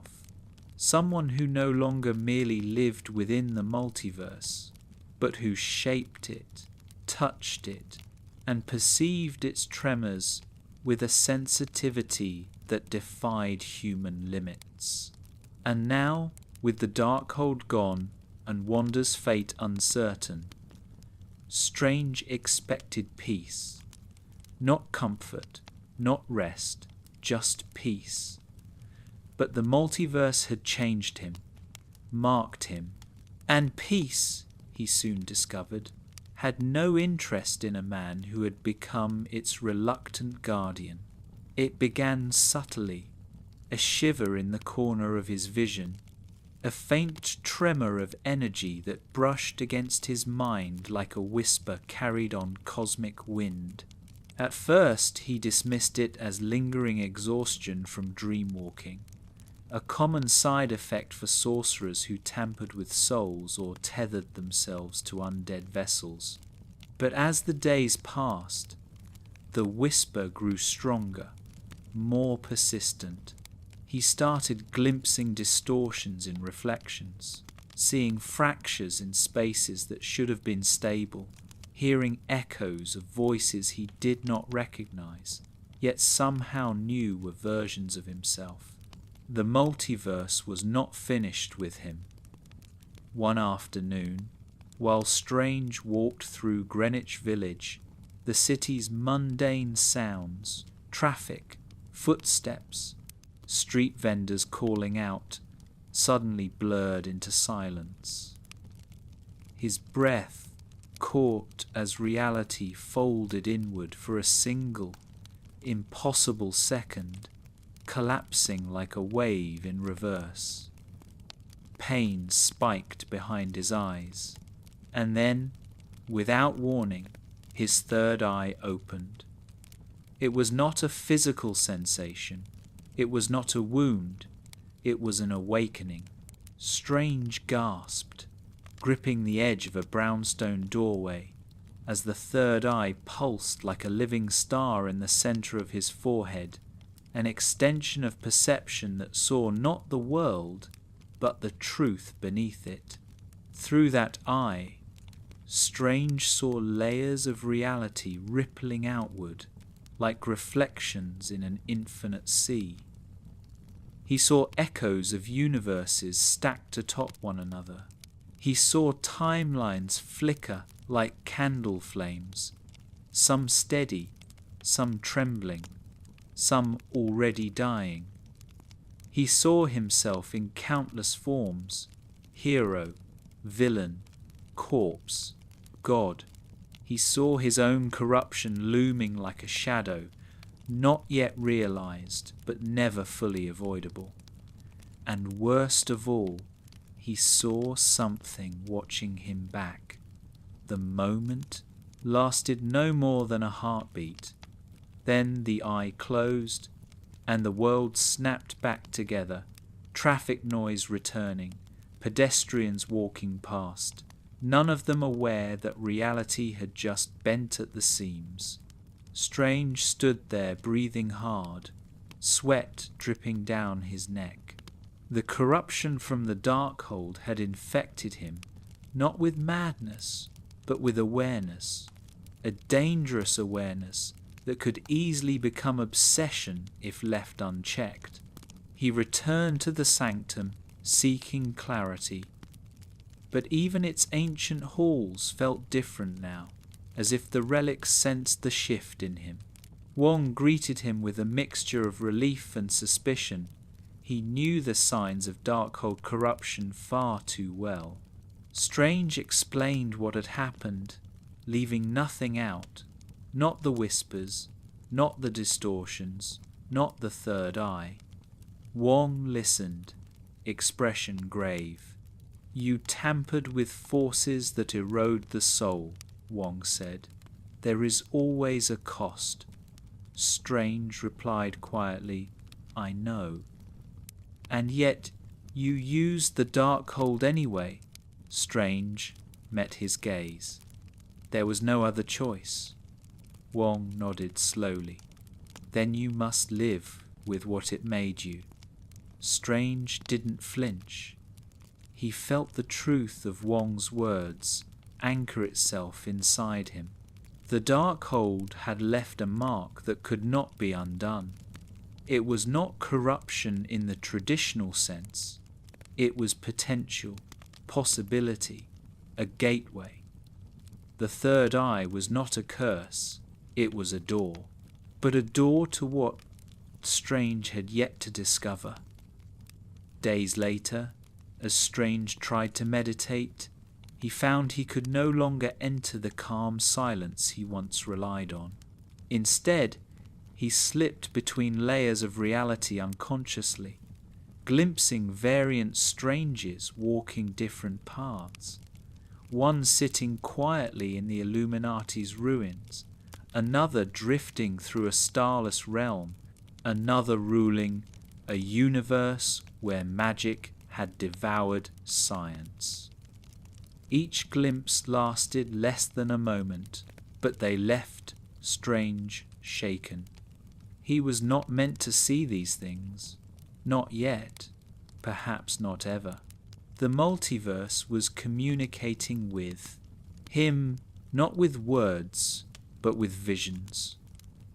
It was as if reality itself recognized him as a nexus, a focal point in the endless web of existence. But why? Strange had faced cosmic threats before. He had bargained with eternal entities. But the multiverse acting of its own accord, sending him messages, was something new. He felt watched, chosen, or targeted. Then, one afternoon, as Strange walked down Bleecker Street, sipping tea in a rare moment of stillness, a portal opened in front of him, circular, violet, rippled with geometric patterns unlike any sorcery of Kamar-Taj. Strange froze. Wong prepared for an attack. But instead of a threat, someone stepped through. A woman with dark, sharp eyes, wearing armor forged from eldritch material, a cloak fluttering behind her like a billowing shadow shaped into form. She carried a curved blade that hummed with interdimensional resonance. "Stephen Strange," she said calmly, as if greeting an old acquaintance. Strange blinked, recognizing her, instantly from the memories of the Ancient One's lessons. Clear, a sorceress of the dark dimension, a descendant of Dormammu, a guardian of mystical realms far older than Earth's magic. But here, she was not an enemy. She was a harbinger. Clea studied him with a mixture of respect and impatience. "You caused an incursion," she said. Strange's blood ran cold. Incursion, the word itself carried the weight of doom. An incursion was the collision of two universes, a catastrophic event where realities overlapped, merged, and ultimately destroyed one another, unless one universe perished. Strange swallowed. How? Clea did not hesitate. Your dream walking, your actions at Mount Wundagore, your battles across universes. You damaged the walls between realities. Strange felt the truth like a shard of ice in his blood. This was the cost he had feared. This was the price Wanda had unleashed, but Strange had amplified. "The multiverse is unstable," Clea continued. "And you, of all sorcerers, have the responsibility to fix what you've broken." Strange stared at her in silence, his mind racing. He could deny it. He could hide. He could pretend this problem belonged to someone else. But that wasn't who he was. Not anymore. "What do you need me to do?" he asked. Clea turned, slicing open reality with her sickle-like blade. Beyond the tear, Strange saw a realm of swirling purple dimension energy, a fragment of the dark dimension, writhing with distortions of colliding universes. Clea stepped aside, gesturing for him to follow. "Come with me," she said, "or your universe and countless others will fall." Strange hesitated only for a breath. Then he looked at Wong. The two sorcerers, brothers in every way except blood, nodded to each other silently. Strange turned back toward the portal. The cloak tightened around his shoulders, ready. Strange stepped forward. And as the rift closed behind him, the third eye opened once more. Not in pain, this time, but in purpose. The man who had once begged for healed hands, who had once believed only in facts, who had once fought demons and titans and corrupted versions of himself, now stepped willingly into the multiverse, not as a lost soul or a broken hero, but as a guardian whose story had expanded far beyond Earth, far beyond his own mortality. Stephen Strange had not simply saved the multiverse, he had become part of it, its sentinel, its center, its warning, its protector. The man who became the multiverse was no longer just a sorcerer, no longer just an avenger, no longer just a survivor of infinite possible futures. He was a threshold, a bridge between what existed and what could exist. And as he walked beside Clea into a realm where reality twisted like cloth in cosmic winds, Strange knew that his greatest battles were not behind him, they were only beginning.